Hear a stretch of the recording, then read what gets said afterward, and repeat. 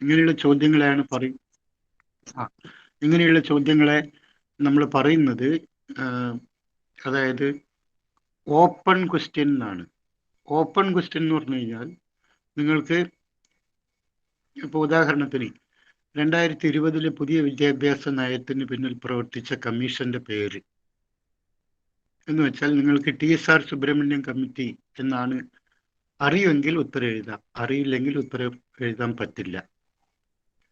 പക്ഷേ 2020 ദേശീയ വിദ്യാഭ്യാസം മുന്നോട്ട് വെക്കുന്ന പ്രധാന നിർദ്ദേശങ്ങൾ എന്തൊക്കെയാണ്, നിങ്ങൾ അവയെ എങ്ങനെയാണ് നോക്കിക്കാണുന്നത് എന്നൊക്കെ ചോദിച്ചാൽ അത് കുറേയും കൂടെ ഓപ്പൺ ക്വസ്റ്റ്യൻ ആണ്. നിങ്ങളുടെ കാഴ്ചപ്പാടനുസരിച്ചാണ് നിങ്ങളതിനെ വീക്ഷിക്കുന്നത്. അപ്പോൾ ഞാൻ പറഞ്ഞു വരുന്നത്, ഈ ഇൻ്റർവ്യൂവിലെ ചോദ്യങ്ങൾ മിക്കവാറും ഒരു 75% ചോദ്യങ്ങളും ഇൻഡയറക്റ്റ് ആയിട്ടുള്ള ക്വസ്റ്റ്യൻ ആയിരിക്കും. നിങ്ങളുടെ അഭിപ്രായവും നിങ്ങളുടെ നിർദ്ദേശവും ഒക്കെ അറിയാൻ വേണ്ടി ഉദ്ദേശിച്ചുള്ള ക്വസ്റ്റ്യൻ ആയിരിക്കും. അല്ലാണ്ട് നേരിട്ടുള്ള ചോദ്യങ്ങൾ വളരെ കുറവായിരിക്കും. അപ്പോൾ നിങ്ങൾക്ക് നേരിട്ടുള്ള ചോദ്യങ്ങൾക്ക് ഉത്തരം എഴുതാൻ ഇൻഫർമേഷൻ മാത്രം മതി, അതായത് നോളജ് മാത്രം മതി. പക്ഷെ ഇൻഡയറക്റ്റ് ക്വസ്റ്റ്യൻ ഉത്തരം പറയണമെങ്കിൽ നോളജും കോംപ്രിഹെൻഷനും അപ്ലിക്കേഷനും അനാലിസിസും സിന്തസിസും ഇവാലുവേഷനും ഇത്രയും പ്രോസസ്സ് കടക്കണം. അതായത് നമ്മൾ കേട്ടിട്ടുണ്ടാവുമല്ലോ, ബെഞ്ചമിൻ ബ്ലൂമിനെ കുറിച്ച് കേട്ടില്ലേ? ഇടയ്ക്ക് എന്നോടൊന്ന് റെസ്പോണ്ട് ചെയ്യണേ കേട്ടോ, ഞാനന്ന് പറഞ്ഞതാണ് കഴിഞ്ഞ ക്ലാസ്സിൽ. അപ്പോൾ ആരെങ്കിലും ഒന്ന് പ്രതികരിക്കണം. ചിലപ്പോൾ നിങ്ങൾ കേട്ടിട്ടുണ്ടാവും, ക്ലാസ് റൂമിൽ അധ്യാപകനും കുട്ടികളും തമ്മിലുള്ള വെർബൽ കമ്മ്യൂണിക്കേഷൻ്റെ ഒരു അനാലിസിസ് നടക്കുന്നുണ്ട്.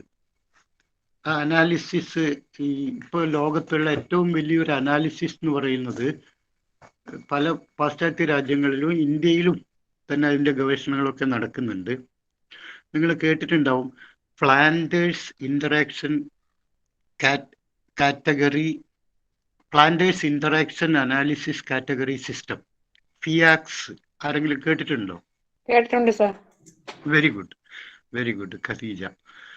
Planters interaction analysis category system എന്ന് പറയുന്നത്, പ്ലാന്റർ എന്ന് പറയുന്ന ഒരു സോഷ്യൽ തിങ്കറാണ്. ഓക്കെ. അപ്പോൾ അദ്ദേഹം ക്ലാസ് മുറികളിൽ അധ്യാപകരും വിദ്യാർത്ഥികളും നടത്തുന്ന വെർബൽ കമ്മ്യൂണിക്കേഷൻ്റെ അടിസ്ഥാനത്തിൽ എങ്ങനെയാണ് ഒരു ക്ലാസ് മുറിയിൽ ഒരു സാമൂഹ്യ സാഹചര്യം രൂപപ്പെട്ടു വരുന്നത്, അത് പഠനത്തെ എങ്ങനെ സഹായിക്കുന്നു, അത് അധ്യാപകനെ എങ്ങനെ വിലയിരുത്താൻ സഹായിക്കുന്നു, ഇങ്ങനെ 3 തലങ്ങളിൽ നടക്കുന്ന സ്റ്റഡീസാണ് Flanders interaction analysis category system അഥവാ ഫിയാക്സ്. അപ്പം ഇത് മനസ്സിൽ വെച്ചുകൊണ്ടാണ് ഞാൻ നിങ്ങളോട് പറയുന്നത്, ഞാനും നിങ്ങളും തമ്മിൽ വെർബലായിട്ടുള്ള കമ്മ്യൂണിക്കേഷൻസ് നടക്കണം, എങ്കിലേ നമുക്ക് ക്ലാസ്സിൻ്റെ ഒരു സോഷ്യൽ അറ്റ്മോസ്ഫിയർ ഉണ്ടാക്കിയെടുക്കാൻ വേണ്ടി പറ്റൂ. ഒന്ന്, ഇങ്ങനെയുള്ള ഒരുപാട് അനാലിസിസ് സിസ്റ്റം അധ്യാപകരുടെ പ്രൊഫഷണൽ മികവ് ഉണ്ടാക്കുന്നതിന് വേണ്ടിയിട്ട് ഇന്ത്യയിൽ തന്നെ പ്രവർത്തിച്ചു വരുന്നുണ്ട്. ആർക്കെങ്കിലും അറിയാം അതിൻ്റെ? ഉദാഹരണത്തിന് 2020 വിദ്യാഭ്യാസ നയത്തിൽ അധ്യാപകരുടെ പ്രൊഫഷണൽ മികവ് മെച്ചപ്പെടുത്തുന്നതിനും നിലനിർത്തുന്നതിനും വേണ്ടി ഉണ്ടാക്കിയ സംരംഭത്തിന്റെ പേര് അറിയാമോ?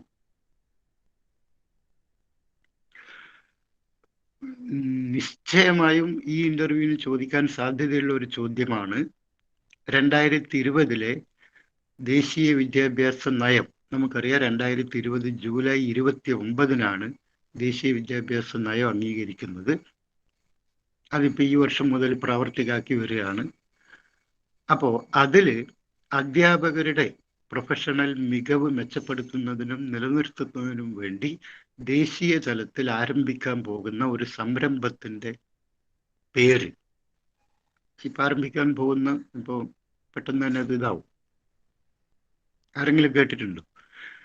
അഗെയിൻ 2020 വിദ്യാഭ്യാസ നയത്തെക്കുറിച്ച് നമ്മൾ സെപ്പറേറ്റ് ഒരു ക്ലാസ് എടുക്കും. ഒരു നിർബന്ധമായ ഒരു 5-6 ചോദ്യങ്ങൾ ഈ മേഖലയിൽ നിന്ന് വരും. അതെല്ലാവരോടും ഇത് ചോദിക്കണം എന്നില്ല, പല ആൾക്കാരോട് മാറി മാറി ചോദിച്ചെന്ന് വരും. ആ സിസ്റ്റത്തിൻ്റെ പേരാണ് NPST. നിങ്ങളിൽ ചിലരെങ്കിലും കേട്ടിട്ടുണ്ടാവും.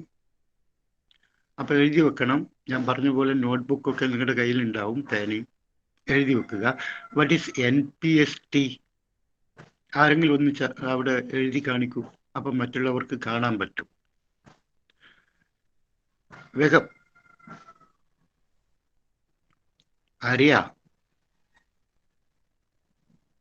ആര്യ, ഖദീജ ഒന്ന് എഴുതൂ. സുബ്ബലക്ഷ്മി, സമയം കളയാതെ. എഴുതൂല. Yes, NPST. ഓക്കെ, NPST എന്ന് വെച്ച് കഴിഞ്ഞാൽ national professional standard for teachers. National, വേഗം എഴുതിയെടുക്കണേ, ക്യുക്കായിട്ട് എഴുതിയെടുക്കണം. അതായത് ഒരു 30 സെക്കൻഡ് നമ്മൾ 10-20 പ്രാവശ്യം എഴുതിയെടുക്കാൻ വൈകിയാൽ 300-600 സെക്കൻഡൊക്കെ നഷ്ടപ്പെടും. അതായത് 10 മിനിറ്റ് അങ്ങ് പോയി കിട്ടും. അതുകൊണ്ട് അത് ഒഴിവാക്കുക, വേഗം എഴുതിയെടുക്കുക. NPST means national professional standard for teachers. അധ്യാപകർക്കുള്ള പ്രൊഫഷണൽ മികവിന് വേണ്ടിയുള്ള ദേശീയ സംരംഭം. National professional standard for teachers. ഇടയ്ക്ക് എഴുതുമ്പോൾ ഇങ്ങനെ എഴുതണം. അപ്പം മറ്റുള്ളവർക്ക് അത് കാണാൻ വേണ്ടി പറ്റും. അപ്പം നിങ്ങൾക്ക് ഓർമ്മയിൽ നിൽക്കും. നമ്മൾ ഒന്നിലധികം ഇന്ദ്രിയങ്ങളിൽ കൂടി പഠിക്കുമ്പോൾ അത് കൂടുതൽ ഫലവത്താവും. കേട്ട് പഠിക്കുകയും ചെയ്യും, ആരെങ്കിലും അത് എഴുതിയാൽ കണ്ടു പഠിക്കുകയും ചെയ്യാം. അപ്പോൾ നമ്മൾ ചെവി എന്നുള്ള ഇന്ദ്രിയവും കണ്ണെന്നുള്ള ഇന്ദ്രിയവും അതിനുവേണ്ടി ഉപയോഗിക്കുന്നു. അപ്പോൾ the information will be more emphasized in the cognitive structure എന്നാണ് അതിൻ്റെ അർത്ഥം. ഓക്കെ, അപ്പോൾ NPST പറഞ്ഞാൽ national professional standard for teachers. അത് അധ്യാപകരുടെ പ്രൊഫഷണൽ മികവ് സ്റ്റിപ്പുലേറ്റ് ചെയ്യാനും പിന്നെ അത് കാലങ്ങളോളം നിലനിർത്തണം.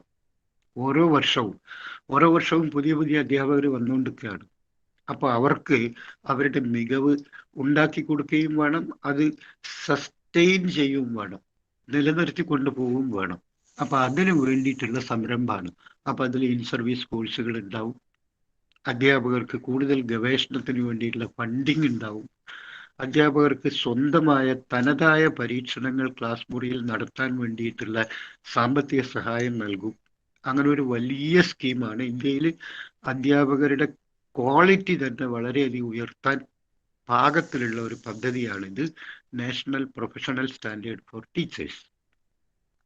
അത് പിന്നെ കേരളത്തിലൊക്കെ ഇപ്പം നടപ്പിലാക്കി വരുന്ന ഒരു അധ്യാപക മൂല്യനിർണ്ണയനം കൂടിയുണ്ട്.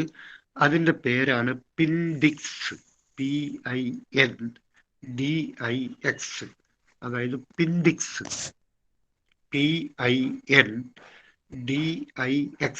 ആരെങ്കിലും ഒന്ന് പെട്ടെന്ന് ടൈപ്പ് ചെയ്യും, മറ്റുള്ളവർ കാണട്ടെ. D ആണ് കേട്ടോ ഖദീജ, PINT അല്ല, D. ഓക്കെ, പിൻഡിക്സ് എന്ന് വെച്ച് കഴിഞ്ഞാൽ പ്രൊഫഷണൽ ഇൻഡെക്സ് ഫോർ, പ്രൊഫഷണൽ അല്ല, performance index for teachers. Performance index for teachers, അധ്യാപകർക്കുള്ള പ്രൊഫഷണൽ മികവ് സൂചിക. മലയാളത്തിൽ അധ്യാപകർക്കുള്ള പ്രൊഫഷണൽ മികവ് സൂചിക. ഇത് അധ്യാപകരെ നമ്മൾ ഇത്രയും കാലം ഇൻഡെക്സ്, INDEX, ഓക്കെ, ഇത് ഇത്രയും കാലം നമ്മൾ കുട്ടികളെയാണ് വിലയിരുത്തിക്കൊണ്ടിരിക്കുന്നത്. മറിച്ച് ഇപ്പോ കുട്ടികളെ കൊണ്ട് അധ്യാപകരെ വിലയിരുത്തുന്ന ഒരു സംവിധാനം കൂടിയുണ്ട്. കുട്ടികളിൽ നിന്നുള്ള ഫീഡ്ബാക്ക് വെച്ചുകൊണ്ടും ഒക്കെ കുട്ടികളെ കൊണ്ട് അധ്യാപകരെ വിലയിരുത്തുന്ന ഒരു സൂചികയുണ്ട്, കുട്ടികളുടെ റെസ്പോൺസ് വെച്ചുകൊണ്ട്. അതിനെയാണ് നമ്മൾ പിൻഡിക്സ് എന്ന് വിളിക്കുന്നത്. കേരളത്തിൽ ഇപ്പോൾ നടന്നു വരുന്നുണ്ട്. പക്ഷെ എത്രത്തോളം പ്രായോഗികമായിട്ടുണ്ട് എന്നുള്ളത് വളരെ ക്വസ്റ്റ്യനബിൾ ആണ്, ഡിബേറ്റബിൾ ആണ്. But theoretically there is a process by analyzing the teacher by the responses of the students. മനസ്സിലായി? പിൻഡിക്സ്. അപ്പോൾ പിൻഡിക്സ് ഉണ്ട്. അതുപോലെ തന്നെ ഫ്ലാൻഡേഴ്സ് സിസ്റ്റം, ഫ്ലാൻഡേഴ്സിൻ്റെ അനാലിസിസ് കാറ്റഗറി ഇൻട്രാക്ഷൻ സിസ്റ്റം വെച്ച് നമ്മൾ നോക്കുന്നുണ്ട് അധ്യാപകരുടെ വിലയിരുത്തൽ. ഇതൊക്കെ കൊണ്ടാണ് ഞാൻ പറഞ്ഞത് നമ്മൾ തമ്മിൽ സംസാരിച്ചുകൊണ്ടേയിരിക്കണം. അപ്പം ഞാൻ അടുത്തൊരു ചോദ്യം ചോദിക്കാൻ പോകും. ഈ 2020 ദേശീയ വിദ്യാഭ്യാസ നയത്തെക്കുറിച്ച് നമ്മൾ ഒരു ക്ലാസ് മുഴുവനായിട്ട് എടുക്കും. അതിൽ ഒരുപാട് കാര്യങ്ങൾ പറയാനുണ്ട്. ചോദ്യങ്ങൾ നിർബന്ധമായും ആ മേഖലയിൽ വരും. ഓക്കെ, അതവിടെ നിൽക്കട്ടെ. ഇനി ഞാനിപ്പോൾ ചോദിക്കുന്നത് ടീച്ചിങ് ആപ്റ്റിറ്റ്യൂഡിലെ മറ്റൊരു ചോദ്യമാണ്. ഉദാഹരണത്തിന്, എങ്ങനെയായിരിക്കും നിങ്ങൾ നിങ്ങളുടെ കുട്ടികളെ വിലയിരുത്തുക? എങ്ങനെയായിരിക്കും നിങ്ങൾ നിങ്ങളുടെ കുട്ടികളെ വിലയിരുത്തുക? അഥവാ വിലയിരുത്തലിൽ നിങ്ങൾക്ക് തനതായ എന്തെങ്കിലും സമീപനം മുന്നോട്ട് വെക്കാനുണ്ടോ എന്നാണ് ചോദ്യം. എങ്ങനെയായിരിക്കും ആ ചോദ്യം നിങ്ങൾ ആവർത്തിച്ച് നിങ്ങൾ തന്നെ ഒന്ന് പറയാം. എങ്ങനെയായിരിക്കും നിങ്ങൾ കുട്ടികളെ വിലയിരുത്തുക? അല്ലെങ്കിൽ വിലയിരുത്തലിൽ നിങ്ങൾക്ക് നിങ്ങളുടേതായ എന്തെങ്കിലും തനതായ സമീപനം ഉണ്ടോ? തനതായ സമീപനം എന്ന് വെച്ചാൽ വിലയിരുത്തലിന് ഒരു രീതി മാർഗമൊക്കെ നമ്മുടെ ഇപ്പോഴത്തെ പദ്ധതി സ്ട്രക്ചറിലുണ്ട്. അതിനപ്പുറം നിങ്ങൾക്ക് എന്തെങ്കിലും തനതായ ഒരു സമീപനം ഉണ്ടോ കുട്ടികളെ വിലയിരുത്തുന്നതിൽ? അതല്ലെങ്കിൽ മാപനവും മൂല്യനിർണ്ണയവും തമ്മിലുള്ള വ്യത്യാസം എന്താണ് ഒന്ന് വിശദീകരിക്കാമോ? ഏത് തരം വിലയിരുത്തൽ രീതിയാണ് നമ്മളിപ്പോൾ സമീപിച്ചു വരുന്നത്? അതായത് പലതരം വിലയിരുത്തലുണ്ട്. സമ്മേറ്റീവ് അസസ്മെന്റ് ഉണ്ട്, ഫോർമേറ്റീവ് അസസ്മെന്റ് ഉണ്ട്. ഇനി അതല്ലെങ്കിൽ പഠനത്തിന്റെ വിലയിരുത്തൽ എന്നാൽ എന്താണ്? പഠനത്തിന് വേണ്ടിയുള്ള വിലയിരുത്തൽ എന്നാൽ എന്താണ്? പഠനം തന്നെ വിലയിരുത്തൽ എന്നാൽ എന്താണ്? ഏത് തരം രീതിയാണ്, മാർക്കിംഗ് ആണോ ഗ്രേഡിംഗ് ആണോ നമ്മളിപ്പോൾ പിന്തുടരുന്നത്? ഗ്രേഡിംഗ് രീതിയുടെ മെച്ചങ്ങൾ എന്തൊക്കെയാണെന്ന് പറയാമോ? മാർക്കിംഗ് രീതിയിൽ നിന്ന് ഗ്രേഡിംഗ് രീതിയിലേക്ക് നമ്മൾ ചുവടുവെക്കാനുണ്ടായ കാരണം എന്താണ്? ഓക്കെ, എത്ര തരം ഗ്രേഡിങ്ങുകളാണ് ഇപ്പോൾ നിലവിലുള്ളത്? എന്താണ് ഗ്രേഡ് പോയിന്റ് ആവറേജ്? ഇങ്ങനെ ഒരു ചോദ്യത്തിൽ നിന്ന് ഞാനിപ്പോൾ 10 ചോദ്യങ്ങൾ ഉണ്ടാക്കി. മനസ്സിലായോ? യെസ് എന്ന് പറയും, വേഗം വേഗം പറയും. നമ്മൾ തമ്മിൽ എന്തിനാ ഒരു അകൽച്ച? സമയങ്ങളേരുത് തന്നെ കൊണ്ട്. അപ്പോൾ ഒരു ചോദ്യത്തിൽ നിന്നാണ് നമ്മളിപ്പോൾ 10 ചോദ്യങ്ങൾ ഉണ്ടാക്കിയത്. കേട്ടല്ലോ? ഞാൻ ആകെ ചോദിച്ച ആദ്യത്തെ ചോദ്യം ഇതാണ്: എങ്ങനെയായിരിക്കും നിങ്ങൾ കുട്ടികളെ വിലയിരുത്തുക? വിലയിരുത്തലിൽ നിങ്ങൾക്ക് നിങ്ങളുടേതായ തനതായ എന്തെങ്കിലും സമീപനമുണ്ടോ? അല്ലെങ്കിൽ നിലവിലെ വിലയിരുത്തൽ രീതി കൂടുതൽ മെച്ചപ്പെടുത്തുന്നതിന് വേണ്ടി എന്തെങ്കിലും നിർദ്ദേശങ്ങൾ നിങ്ങൾക്ക് സമർപ്പിക്കാനുണ്ടോ? അതല്ലെങ്കിൽ നിലവിലെ വിദ്യാഭ്യാസ രീതിയിലെ വിലയിരുത്തൽ സമീപനത്തിൽ കുട്ടികളുടെ പ്രകടന മികവ് പൂർണ്ണമായും വിലയിരുത്തുന്നതിന് സാധിക്കുന്നുണ്ടോ? എവിടെയെങ്കിലും എന്തെങ്കിലും വീഴ്ചകളുണ്ടോ? ഇങ്ങനെ one can ask plenty of question based on the center point of evaluation. Evaluation എന്ന കേന്ദ്ര ബിന്ദുവിനെ മുൻനിർത്തിക്കൊണ്ട് ഒരു 10-20 ചോദ്യങ്ങൾ നമുക്ക് ഒറ്റയടിക്ക് ഇവിടുന്ന് ഉണ്ടാക്കാൻ വേണ്ടി പറ്റും. അപ്പോൾ ഇനി ഞാൻ ചോദിക്കുന്നത്, എങ്ങനെയായിരിക്കും നിങ്ങൾ കുട്ടികളെ വിലയിരുത്തുക? ഈ പറഞ്ഞ കാര്യങ്ങളൊക്കെ നമ്മൾ ഈ ചോദ്യത്തിൻ്റെ കൂടെ ഡിസ്കസ് ചെയ്യും. അപ്പം നിങ്ങൾക്ക് ഒരുപാട് സപ്ലിമെൻ്ററി നോളജ് കിട്ടും. അത് എഴുതി വെക്കണം. സംശയം എന്തുകൊണ്ടെങ്കിലും ചോദിക്കണം. മടി കാട്ടരുത്. നിങ്ങളുടെ ചിന്തയെ തുറന്നായിട്ട്, അതായത് സ്വതന്ത്രമായി തുറന്നുവിടാൻ അനുവദിക്കണം. എന്ന് വെച്ചാൽ അത് ഒരു തരം പഠന തന്ത്രമാണ്. അതിന് പറയുന്നത് ബ്രെയിൻ സ്റ്റോമിംഗ് എന്നാണ്. ബ്രെയിൻ സ്റ്റോമിംഗ് എന്ന് വെച്ചാൽ ഞാൻ നിങ്ങളോട് പറയാണ്, നിങ്ങൾക്ക് എന്താണോ സംശയം അതൊക്കെ ചോദിക്കുക. അല്ലെങ്കിൽ ഞാൻ നിങ്ങളോട് ചോദിക്കുകയാണ്, പുതിയ വിദ്യാഭ്യാസ നയത്തിന്റെ തലക്കെട്ട് എന്താണ് എന്ന് വെച്ചാൽ നിങ്ങൾക്ക് തലക്കെട്ടിനെ കുറിച്ച് മാത്രമേ പറയാൻ പറ്റൂ. പകരം ഞാൻ ചോദിക്കുകയാണ് നിങ്ങളോട്, പുതിയ വിദ്യാഭ്യാസ നയത്തെക്കുറിച്ച് നിങ്ങൾക്ക് എന്തൊക്കെ അറിയാമോ അതൊക്കെ പറഞ്ഞോളൂ. ഈ 2 ചോദ്യവും തമ്മിലുള്ള വ്യത്യാസം. ചോദ്യങ്ങളെ കുറിച്ച് പഠിക്കണം കേട്ടോ. ചോദ്യങ്ങളുടെ പിന്നിലെ തിയറിയെക്കുറിച്ച്. ചോദ്യം കൊണ്ട് എന്താ ഉദ്ദേശിക്കുന്നത്? ചോദ്യങ്ങൾ എങ്ങനെയൊക്കെയുണ്ട്? ചോദ്യങ്ങളുടെ സവിശേഷത എന്താണ്? ചോദ്യങ്ങൾ കൊണ്ട്, ഓരോ തരം ചോദ്യങ്ങൾ കൊണ്ട് എന്തൊക്കെയാണ് ലക്ഷ്യം വെക്കുന്നത്, അതൊക്കെ ഞാൻ പറയും. കുറേ ക്ലാസ് വേണ്ടി വരും നമുക്ക്, സാരില്ല. അപ്പോൾ ഒന്നുകൂടി പറയാം. അപ്പോൾ ഇപ്പൊ പറഞ്ഞ ഇതാണ്, അതായത് എങ്ങനെയായിരിക്കും നിങ്ങളെ കുട്ടികളെ വിലയിരുത്തുക? അപ്പോൾ ഈ ചോദ്യത്തിന് പലതരം ഉത്തരങ്ങൾ കുട്ടികൾ പറയാൻ സാധ്യതയുണ്ട്. കുട്ടികൾ എന്ന് വെച്ചാൽ ഞാൻ ഇവിടെ ഉദ്ദേശിക്കുന്നത് കാൻഡിഡേറ്റ്സ് എന്നാണ്. അപ്പോൾ ഒരാൾക്ക് വേണമെങ്കിൽ പറയാം, സർ, കുട്ടികളുടെ എപ്പോഴും ഉത്തരം പറയുമ്പോൾ ബോർഡിനെ സല്യൂട്ട് ചെയ്തിട്ട്, സല്യൂട്ട് ചെയ്യാന്ന് വെച്ച് കഴിഞ്ഞാൽ ഇങ്ങനെ സല്യൂട്ട് ചെയ്യാമല്ല, ഒരു വാക്കിൽ കൂടി ബോർഡിനെ നമ്മളിലേക്ക് കൊണ്ടുവരുന്നു. സർ എന്ന് പറഞ്ഞാൽ മതി, എത്രയേ ഉള്ളൂ. അപ്പോൾ സർ, കുട്ടികളെ ഞാൻ അവരുടെ ക്ലാസ്സിലെ പ്രകടന നിലവാരം വെച്ച് വിലയിരുത്തും, ഇങ്ങനെ വേണമെങ്കിൽ പറയാം. അല്ലെങ്കിൽ സർ, ഞാൻ കുട്ടികളെ ഓരോരുത്തരോടും കുട്ടികളോട് ക്ലാസ്സിൽ ചോദിച്ച് അതിനവർ നൽകുന്ന ശരിയുത്തരങ്ങളുടെ എണ്ണം വെച്ച് വിലയിരുത്തും. അല്ലെങ്കിൽ മാർക്കിന്റെയും ഗ്രേഡിന്റെയും അടിസ്ഥാനത്തിലായിരിക്കും സർ ഞാൻ കുട്ടികളെ വിലയിരുത്തുക. അല്ലെങ്കിൽ പറയാം, സർ, നിലവിലുള്ള വിലയിരുത്തൽ രീതികളും ഉപാധികളും വെച്ചുകൊണ്ട് ഞാൻ എൻ്റെ വിലയിരുത്തൽ തുടരും. അല്ലെങ്കിൽ കുട്ടികളുടെ ഹാജർ നിലയും പഠന നേട്ടങ്ങളും വെച്ച് വിലയിരുത്തും. ഇങ്ങനെ you can give plenty of answers. ഈ ടീച്ചിങ് ആപ്റ്റിറ്റ്യൂഡിൽ മാത്രമേ ഞാൻ ഇത്ര പരത്തി പറയൂ കാര്യങ്ങളെ. നിങ്ങൾ വിചാരിക്കേണ്ടത് എന്തുകൊണ്ടാണ് ഞാൻ ഇങ്ങനെ ഒരുപാട് ഉത്തരങ്ങൾ പറഞ്ഞു തരുന്നതെന്ന്. നിങ്ങളിൽ ചില ആൾക്ക് ഒരു ചോദ്യം ഒരു ഉത്തരവായിരിക്കും നിങ്ങൾ പ്രിഫർ ചെയ്യുന്നത്. അത് ശരിയായ പഠന രീതിയല്ല. മാത്രമല്ല, ഇന്റർവ്യൂവിൽ അതിനെ കൊണ്ടൊരു ഗുണവും ഉണ്ടാവില്ല നിങ്ങൾക്ക്. നിങ്ങളുടെ ശേഷി വികസനമാണ് ഇതിൽ കൂടി നമ്മൾ ഉദ്ദേശിക്കുന്നത്. അത് ഞാൻ പറഞ്ഞു കഴിഞ്ഞു, ഇനി ഞാൻ പറയില്ല. ഓക്കെ. അപ്പൊ നമ്മളിപ്പോൾ 5 ഉത്തരം പറഞ്ഞു. കുട്ടികളെ ക്ലാസ്സിലെ അവരുടെ പ്രകടന നിലവാരം വെച്ച് വിലയിരുത്തും സർ. അല്ലെങ്കിൽ ഓരോരുത്തരോടും ചോദ്യങ്ങൾ ചോദിച്ച് അതിനവർ നൽകുന്ന ശരിയുത്തരങ്ങളുടെ എണ്ണം വെച്ച് വിലയിരുത്തും. അതല്ലെങ്കിൽ മാർക്കിന്റെയും ഗ്രേഡിന്റെയും അടിസ്ഥാനത്തിൽ വിലയിരുത്തും. അല്ലെങ്കിൽ ഇപ്പോൾ നിലവിലുള്ള വിലയിരുത്തൽ രീതി തന്നെ തുടരും. അപ്പൊ ഇപ്പോൾ നിലവിലുള്ള വിലയിരുത്തൽ രീതി ഏതാണെന്നൊക്കെ നിങ്ങൾക്ക് വിശദീകരിക്കേണ്ടി വരും. ഞാൻ പറഞ്ഞുതരാം. ഹാജർ നിലയും പഠന നേട്ടങ്ങളും വെച്ച് വിലയിരുത്തും. ഞാൻ ഈ പറഞ്ഞ 5 ഉത്തരങ്ങളിൽ കുറെയൊക്കെ ഉത്തരങ്ങൾ ശരിയാണ്, കുറെ ഉത്തരങ്ങൾ ഭാഗികമായി മാത്രമേ ശരിയുള്ളൂ, ചിലതൊക്കെ തെറ്റാണ്, ചിലതൊക്കെ അഭികാമ്യമായ ഉത്തരമാണ്, ചിലതൊക്കെ അഭികാമ്യമല്ലാത്ത ഉത്തരങ്ങളാണ്. ഇനിയാണ് നമ്മുടെ പ്രശ്നങ്ങൾ വരുന്നത്. എന്തുകൊണ്ടാണ് ശരി, എന്തുകൊണ്ടാണ് തെറ്റ്, why it is desirable and why it is not desirable. ഇവിടെയാണ് ചിന്ത പ്രയോഗിക്കേണ്ടത്. ആ ചിന്ത പ്രയോഗിക്കാനുള്ള ചില കാരണങ്ങൾ ഞാൻ പറഞ്ഞുതരാം. കുട്ടികളെ അവരുടെ ക്ലാസ്സിലെ പ്രകടന നിലവാരം വെച്ച് വിലയിരുത്തും. ഇത് ഒരു സവിശേഷമായ ഒരു നിരീക്ഷണം ഈ ചോദ്യത്തിലില്ല, ഈ ഉത്തരത്തിലില്ല. നിങ്ങളുടേതായ ഒരു സവിശേഷമായ ഒരു തനതായിട്ടുള്ള ഒരു നിർദ്ദേശം ഇതിലില്ല.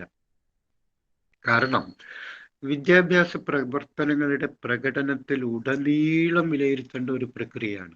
കുട്ടികളെ വിലയിരുത്തുക എന്ന് പറഞ്ഞാൽ ക്ലാസ്സിലെ അവരുടെ എല്ലാവിധ പ്രകടനങ്ങളും, അധ്യാപക വിദ്യാർത്ഥി സംവാദത്തിലുള്ള അവരുടെ പാർട്ടിസിപ്പേഷൻ, അതുപോലെ തന്നെ ഗ്രൂപ്പ് പ്രവർത്തനങ്ങൾ, ഡെസ്ക് വർക്കുകൾ, പിന്നെ അസൈൻമെന്റുകൾ പൂർത്തിയാക്കുന്നത്, ഹോംവർക്കുകൾ പൂർത്തിയാക്കുന്നത്, സഹകരണ പഠനത്തിൽ ഏർപ്പെടുന്നത്, ഗ്രൂപ്പ് ചർച്ചയിൽ, അതുപോലെ പ്രോജക്റ്റ് പോലുള്ള സഹവർത്തിത പഠനത്തിൽ ഏർപ്പെടുക, ഇതൊക്കെ വിലയിരുത്തലിന്റെ ഭാഗമായിട്ട് നിങ്ങൾക്ക് സ്വീകരിക്കേണ്ടി വരും.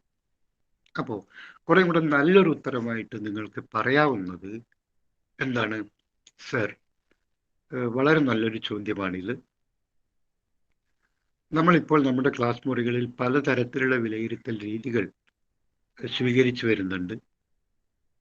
അതോടൊപ്പം അവ സ്വീകരിക്കുന്നതോടൊപ്പം ഞാൻ എൻ്റെതായ തനതായ ചില മാർഗങ്ങൾ, അതായത് ഔപചാരികമായ വിലയിരുത്തൽ രീതിയിൽ നിന്നും അവ സ്വീകരിച്ചുകൊണ്ട് തന്നെ കുറച്ചൊക്കെ വിട്ടുമാറി ഞാൻ എൻ്റെ സ്വന്തമായ ചില തനത് സമീപനങ്ങൾ കൂടി കുട്ടികളെ വിലയിരുത്തുന്നതിൽ ചേർക്കും. ഉദാഹരണത്തിന് സർ, കുട്ടികളോടുള്ള നേരിട്ടുള്ള സംവാദത്തിൽ അവർ എത്രത്തോളം പാർട്ടിസിപ്പേറ്റ് ചെയ്യുന്നുണ്ട്. അപ്പോൾ വേണമെങ്കിൽ നിങ്ങൾക്ക് പ്ലാന്റേഴ്സിൻ്റെ ഇതിനെക്കുറിച്ച് പറയാം.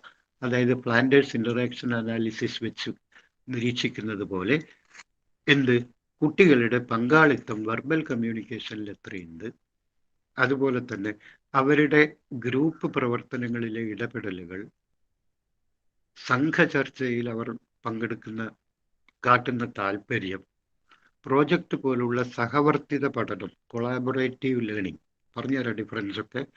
കോപ്പറേറ്റീവ് ലേണിങ്ങിലും കൊളാബറേറ്റീവ് ലേണിങ്ങിലും, സഹകരണ പഠനത്തിലും സഹവർത്തിത പഠനത്തിലും കുട്ടികൾ കാണിക്കുന്ന താല്പര്യവും പങ്കാളിത്തവും, പിന്നെ നിർദ്ദിഷ്ട അഭ്യാസങ്ങൾ, അതായത് അസൈൻമെന്റുകൾ പൂർത്തിയാക്കുന്നതിൽ കാണിക്കുന്ന താല്പര്യവും, ഹോംവർക്കുകൾ ചെയ്യുന്നതിലും, ക്ലാസ്സിൽ സ്വയം ചോദ്യങ്ങൾ അവർ ഉന്നയിക്കുന്നതും, ഇതൊക്കെ എൻ്റെ വിലയിരുത്തലിൻ്റെ ഭാഗമായി ഞാൻ സ്വീകരിക്കും. ഇങ്ങനെ പറഞ്ഞാൽ നിങ്ങൾക്ക് വ്യക്തമായ കാഴ്ചപ്പാടുണ്ട് എന്ന് ബോർഡിന് മനസ്സിലാവും. അപ്പം നിങ്ങൾക്കൊരു വിഷൻ ഉണ്ട് എന്ന് ബോർഡിന് മനസ്സിലാക്കി കൊടുക്കുക എന്നുള്ളതാണ് നിങ്ങളുടെ ദൗത്യം. ഇതാണ് നിങ്ങൾ മനസ്സിലാക്കേണ്ടത്. ഇത് വളരെ സിമ്പിൾ ആയിട്ടുള്ള ഒരു കാര്യം അല്ല. ഇതിന് നല്ല വായന വേണം, നല്ല ബാക്ക്ഗ്രൗണ്ട് നോളജ് വേണം. എഡ്യൂക്കേഷനെ കുറിച്ചും പെഡഗോഗിയെക്കുറിച്ചും അതിൻ്റെ തിയറിയെക്കുറിച്ചും പിന്നിൽ പ്രവർത്തിക്കുന്ന മനഃശാസ്ത്ര സിദ്ധാന്തങ്ങളെക്കുറിച്ചുള്ള ഒരു ധാരണ വേണം. ഓക്കെ, അതൊക്കെ നമുക്ക് ഉണ്ടാക്കിയെടുക്കാം. കേട്ടാൽ മതി. പിന്നെ രണ്ടാമത്തെ ചോദ്യം, ഓരോരുത്തരോടും ക്ലാസ്സിൽ ചോദ്യങ്ങൾ ചോദിച്ച് അവർ അതിന് നൽകുന്ന ശരിയുത്തരം വെച്ച് വിലയിരുത്തും. ഇത് നല്ല രീതിയാണ്, പക്ഷെ ഇത് എല്ലാ സമയത്തും പ്രായോഗികമല്ല. പ്രത്യേകിച്ച് നമ്മുടെ ക്ലാസ്സുകൾ പലതും ഇപ്പോൾ കുട്ടികൾ ഓവർ ക്രൗഡഡ് ആണ്. പുതിയ വിദ്യാഭ്യാസ നയം മുന്നോട്ട് വെക്കുന്നത് 1:30 എന്ന അധ്യാപക വിദ്യാർത്ഥി അനുപാതം കൊണ്ടുവരണമെന്നാണ്. പക്ഷേ ഇപ്പോൾ നമ്മുടെ ക്ലാസ്സിൽ പല സ്ഥലങ്ങളിലും 40, 45, 50 കുട്ടികളൊക്കെ ഉണ്ട്. അപ്പോൾ കുട്ടികളുടെ ബാഹുല്യം കാരണം അധ്യാപകന് എല്ലാ കുട്ടികളോടും നേരിട്ട് ചോദ്യം ചോദിച്ച് ഉത്തരം നേടുക എന്നുള്ളത് പ്രായോഗികമായ കാര്യം അല്ല. ഇനി നിങ്ങളോട് ചോദിക്കാം, ഞാൻ സന്ദർഭവശാൽ വേറൊരു ക്വസ്റ്റ്യനും കൂടെ പറയാം. നിങ്ങൾ ക്ലാസ്സിൽ കുട്ടികളോട് ചോദ്യം ചോദിക്കുന്നു, അപ്പോൾ നിങ്ങൾ ഉദ്ദേശിക്കുന്നത് എന്താണ്? ഒരു കുട്ടിയോട് ഒരു ചോദ്യം ചോദിച്ചാൽ ആ ചോദ്യം എങ്ങനെയാണ് നിങ്ങൾ പ്രസന്റ് ചെയ്യുന്നത്? ഉത്തരയാണ്. അതായത് ഒരു കുട്ടിയോടാണ് ചോദ്യം ചോദിക്കുന്നെങ്കിലും ചോദ്യം നിങ്ങൾ ചോദിക്കുന്നത് മുഴുവൻ ക്ലാസ്സിനോടാണ്. You are asking the question to the entire class, but pointing on a particular student. ഒരു പ്രത്യേക കുട്ടിയെ കേന്ദ്രീകരിച്ചുകൊണ്ട് മുഴുവൻ ക്ലാസ്സിനോടുമാണ് ചോദ്യങ്ങൾ ചോദിക്കുന്നത്. അപ്പോൾ ആ കുട്ടി അതിന് ഉത്തരം പറയുന്നു എന്നുള്ളത് കൊണ്ട് ക്ലാസ് ആ ഉത്തരം മുഴുവനും ഗ്രഹിച്ചു എന്നർത്ഥമില്ല. പിന്നീട് ആ ഉത്തരം നിങ്ങൾ ആവർത്തിച്ച് വിശദീകരിച്ച് മുഴുവൻ ക്ലാസ്സിനോടും പറയണം. അല്ലാതെ ഒരു കുട്ടിയോട് ചോദ്യം ചോദിക്കുന്നു, ആ കുട്ടി ഉത്തരം പറയുന്നു, ഇരിക്കാൻ പറയുന്നു, അടുത്ത ചോദ്യത്തിലേക്ക് പോകുന്നു. അതല്ല ശരിയായ രീതി.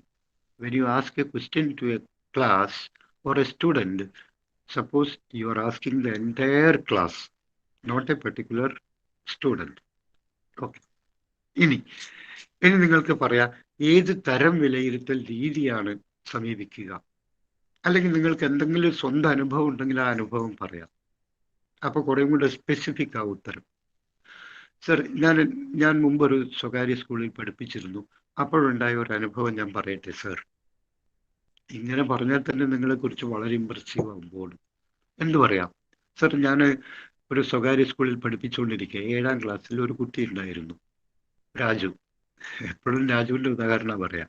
അപ്പോൾ രാജു വളരെ ആശയഗ്രഹണത്തിലും ബുദ്ധിശക്തിയിലൊക്കെ വളരെ മികച്ച കുട്ടിയാണെന്ന് അവൻ്റെ ക്ലാസ്സിലെ പ്രകടനം കൊണ്ട് എനിക്ക് മനസ്സിലായിരുന്നു. ക്ലാസ്സിൽ ചോദിക്കുന്ന പല ചോദ്യങ്ങൾക്കും അവൻ തൃപ്തികരമായ ഉത്തരം വളരെ പെട്ടെന്ന് തന്നെ നൽകുമായിരുന്നു മറ്റു കുട്ടികളെ അപേക്ഷിച്ച്. പക്ഷേ എഴുത്ത് പരീക്ഷയിൽ പലപ്പോഴും അവൻ്റെ പ്രകടനം മോശമായിട്ടാണ് കണ്ടത്. ഞാനിതിൻ്റെ കാരണം അന്വേഷിച്ചു. അപ്പോഴാണ് മനസ്സിലായത് അവന് കാഴ്ചശക്തി കുറച്ച് കുറവാണ്. അതുകൊണ്ട് പലപ്പോഴും ചോദ്യങ്ങൾ വായിച്ചെടുക്കാനും കണ്ടു മനസ്സിലാക്കാനും അവന് ശേഷിക്കുറവുണ്ടെന്ന് മനസ്സിലായി. ഞാൻ അവൻ്റെ രക്ഷിതാക്കളുമായി സംസാരിച്ചു. അങ്ങനെ അവൻ്റെ കാഴ്ചശക്തി പരിഹരിക്കാൻ വേണ്ടിയിട്ടുള്ള ഒരു നേത്രരോഗ വിദഗ്ധനെ കാണുകയും അപ്രോപ്രിയേറ്റ് ആയിട്ടുള്ള ലെൻസ് വാങ്ങി ഫിറ്റ് ചെയ്യുകയും ചെയ്തപ്പോൾ പിന്നീട് രാജു അവൻ്റെ ആശയഗ്രഹണവും ഭൗതിക ശക്തിയുടെയും നിലവാരത്തിനനുസരിച്ച് തന്നെ ക്ലാസ്സിൽ റിട്ടൺ എക്സാമിനേഷനിലും പ്രവർത്തിക്കാൻ തുടങ്ങി. അപ്പോൾ കുട്ടികളെ മനസ്സിലാക്കിക്കൊണ്ട് നമ്മൾ വിലയിരുത്തൽ സമീപനം സ്വീകരിക്കുന്നതായിരിക്കും സർ കൂടുതൽ ഉത്തമം. ഇങ്ങനെ പറയാം. ഇതിലൊക്കെ നിങ്ങളുടെ സ്വയം കാഴ്ചപ്പാടുണ്ട്. അല്ലാണ്ട് നാട്ടിലുള്ള കാര്യങ്ങൾ അതേപോലെ റീപ്രൊഡ്യൂസ് ചെയ്യുന്നതിൽ അർത്ഥമില്ല ഇന്റർവ്യൂ ബോർഡിന്റെ മുമ്പാകെ. അപ്പൊ നിങ്ങൾ പറയണം, വേണമെങ്കിൽ പല ഉദാഹരണങ്ങൾ പറയാം. ഞാൻ അന്ന് പറഞ്ഞൊരു ഉദാഹരണം വീണ്ടും പറയാം. സർ, ഈ ചോദ്യം എന്നെ റൂസോയുടെ പ്രധാനപ്പെട്ട ഒരു കാര്യം ഞാൻ പറഞ്ഞല്ലോ. Student is a textbook and teacher has to read every page of it. Rousseau പറഞ്ഞാണ്, ശിശു ഒരു പാഠപുസ്തകമാണ്, അധ്യാപകൻ അതിന്റെ ഓരോ പേജും സൂക്ഷ്മമായി വായിക്കണം എന്നാണ് പറഞ്ഞത്. അതുപോലെ വിദ്യാഭ്യാസത്തിൽ നാം വിഷയത്തെക്കാൾ പ്രാധാന്യം നൽകേണ്ടത് കുട്ടികൾക്കാണ് എന്ന് റൂസോ പറഞ്ഞത് എനിക്ക് ഓർമ്മ വരികയാണ്. എന്നൊക്കെ പറഞ്ഞാൽ നിങ്ങൾക്ക് തനതായ സമീപനം ഉണ്ട് എന്ന് മനസ്സിലാവും. ഇനി വേണമെങ്കിൽ നിങ്ങൾക്ക് രണ്ടാമത് പറയാം, സർ വിവിധ തരം വിലയിരുത്തൽ രീതികളെ കുറിച്ച് ചോദിച്ചല്ലോ. പറയാം സർ. ഇങ്ങനെ പറയുമ്പോൾ നിങ്ങൾക്കൊരു സ്റ്റെബിലിറ്റി ഉണ്ട്, ഇമോഷണൽ ഇന്റഗ്രിറ്റി ഉണ്ട്, വേവലാതിപ്പെടുന്നില്ല, കോൺഫിഡൻസ് ഉണ്ട് എന്നൊക്കെ ബോർഡിന് മനസ്സിലാവും. ഇതൊക്കെയാ മനസ്സിലാക്കിപ്പിക്കേണ്ടത് നിങ്ങൾ. ഞാൻ പറഞ്ഞു, നിങ്ങൾ നിങ്ങളുടെ വ്യക്തിത്വത്തെ കൂടുതൽ നന്നായി മാർക്കറ്റ് ചെയ്യണം ബോർഡിന്റെ മുമ്പാകെ. നിങ്ങൾ വെറുതെ ചോദിച്ചതിന് മാത്രം ഉത്തരം പറഞ്ഞു നിൽക്കരുത്. സ്വയം നിങ്ങളുടെ വ്യക്തിത്വത്തെ ഒന്ന് മാർക്കറ്റ് ചെയ്യാൻ വേണ്ടി നോക്കുക. അതിനുള്ള കഴിവുണ്ടാക്കാൻ വേണ്ടിയിട്ടാണ് ഞാൻ നിങ്ങളോട് സംസാരിക്കാനൊക്കെ ആവശ്യപ്പെടുന്നത്. Okay, right. അപ്പൊ വിവിധ തരം വിലയിരുത്തലുകളെ കുറിച്ച് ചോദിച്ചല്ലോ സർ. നമുക്കറിയാം, നമ്മൾ ഇതുവരെ പിന്തുടരുന്ന 2 വിലയിരുത്തൽ രീതികളുണ്ട്. എഴുതി വെക്കണേ. ഒന്ന് സമ്മേറ്റീവ് അസസ്മെന്റ്, മറ്റൊന്ന് ഫോർമേറ്റീവ് അസസ്മെന്റ്. നിങ്ങൾ കേട്ടിട്ടുണ്ടാവും. റൈറ്റ്. Formative and summative. ഇപ്പൊ ഒരാൾ സരണ്യ എഴുതിയിട്ടുണ്ട്, ബാക്കിയുള്ളവരത് കാണണം സ്ക്രീനിൽ നോക്കിയിട്ട്. മനസ്സിലായില്ല? ഒരാൾ എഴുതിയിട്ടുണ്ടെങ്കിൽ ബാക്കിയുള്ള മുഴുവൻ പേരും അത് കാണുക.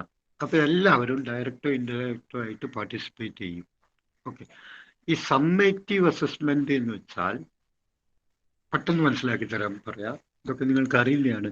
അതായത് ഒരു വർഷം മുഴുവനും പഠിപ്പിച്ചതിന് ശേഷം, ഈ ഒരു വർഷം എന്ന് പറയുന്നത് നിങ്ങൾക്കറിയാം, ഞാൻ പറഞ്ഞിട്ടുണ്ട്, 200 പ്രവൃത്തി ദിവസമാണ് കേരളത്തിൽ ഒരു വർഷം എന്ന് പറയുന്നത്. ഒരു അധ്യയന വർഷം എന്നാൽ അതിൻ്റെ അർത്ഥം നിങ്ങൾ മനസ്സിലാക്കേണ്ടത് 200 ഡേയ്സ് എന്നാണ്. പിന്നെ 200 ദിവസം എന്ന് പറഞ്ഞാൽ നിങ്ങൾ മനസ്സിലാക്കേണ്ടത് 1000 മണിക്കൂർ എന്നാണ്. ഇതാണ് നമ്മുടെ സ്കൂളിന്റെ പ്രവർത്തന സമയം.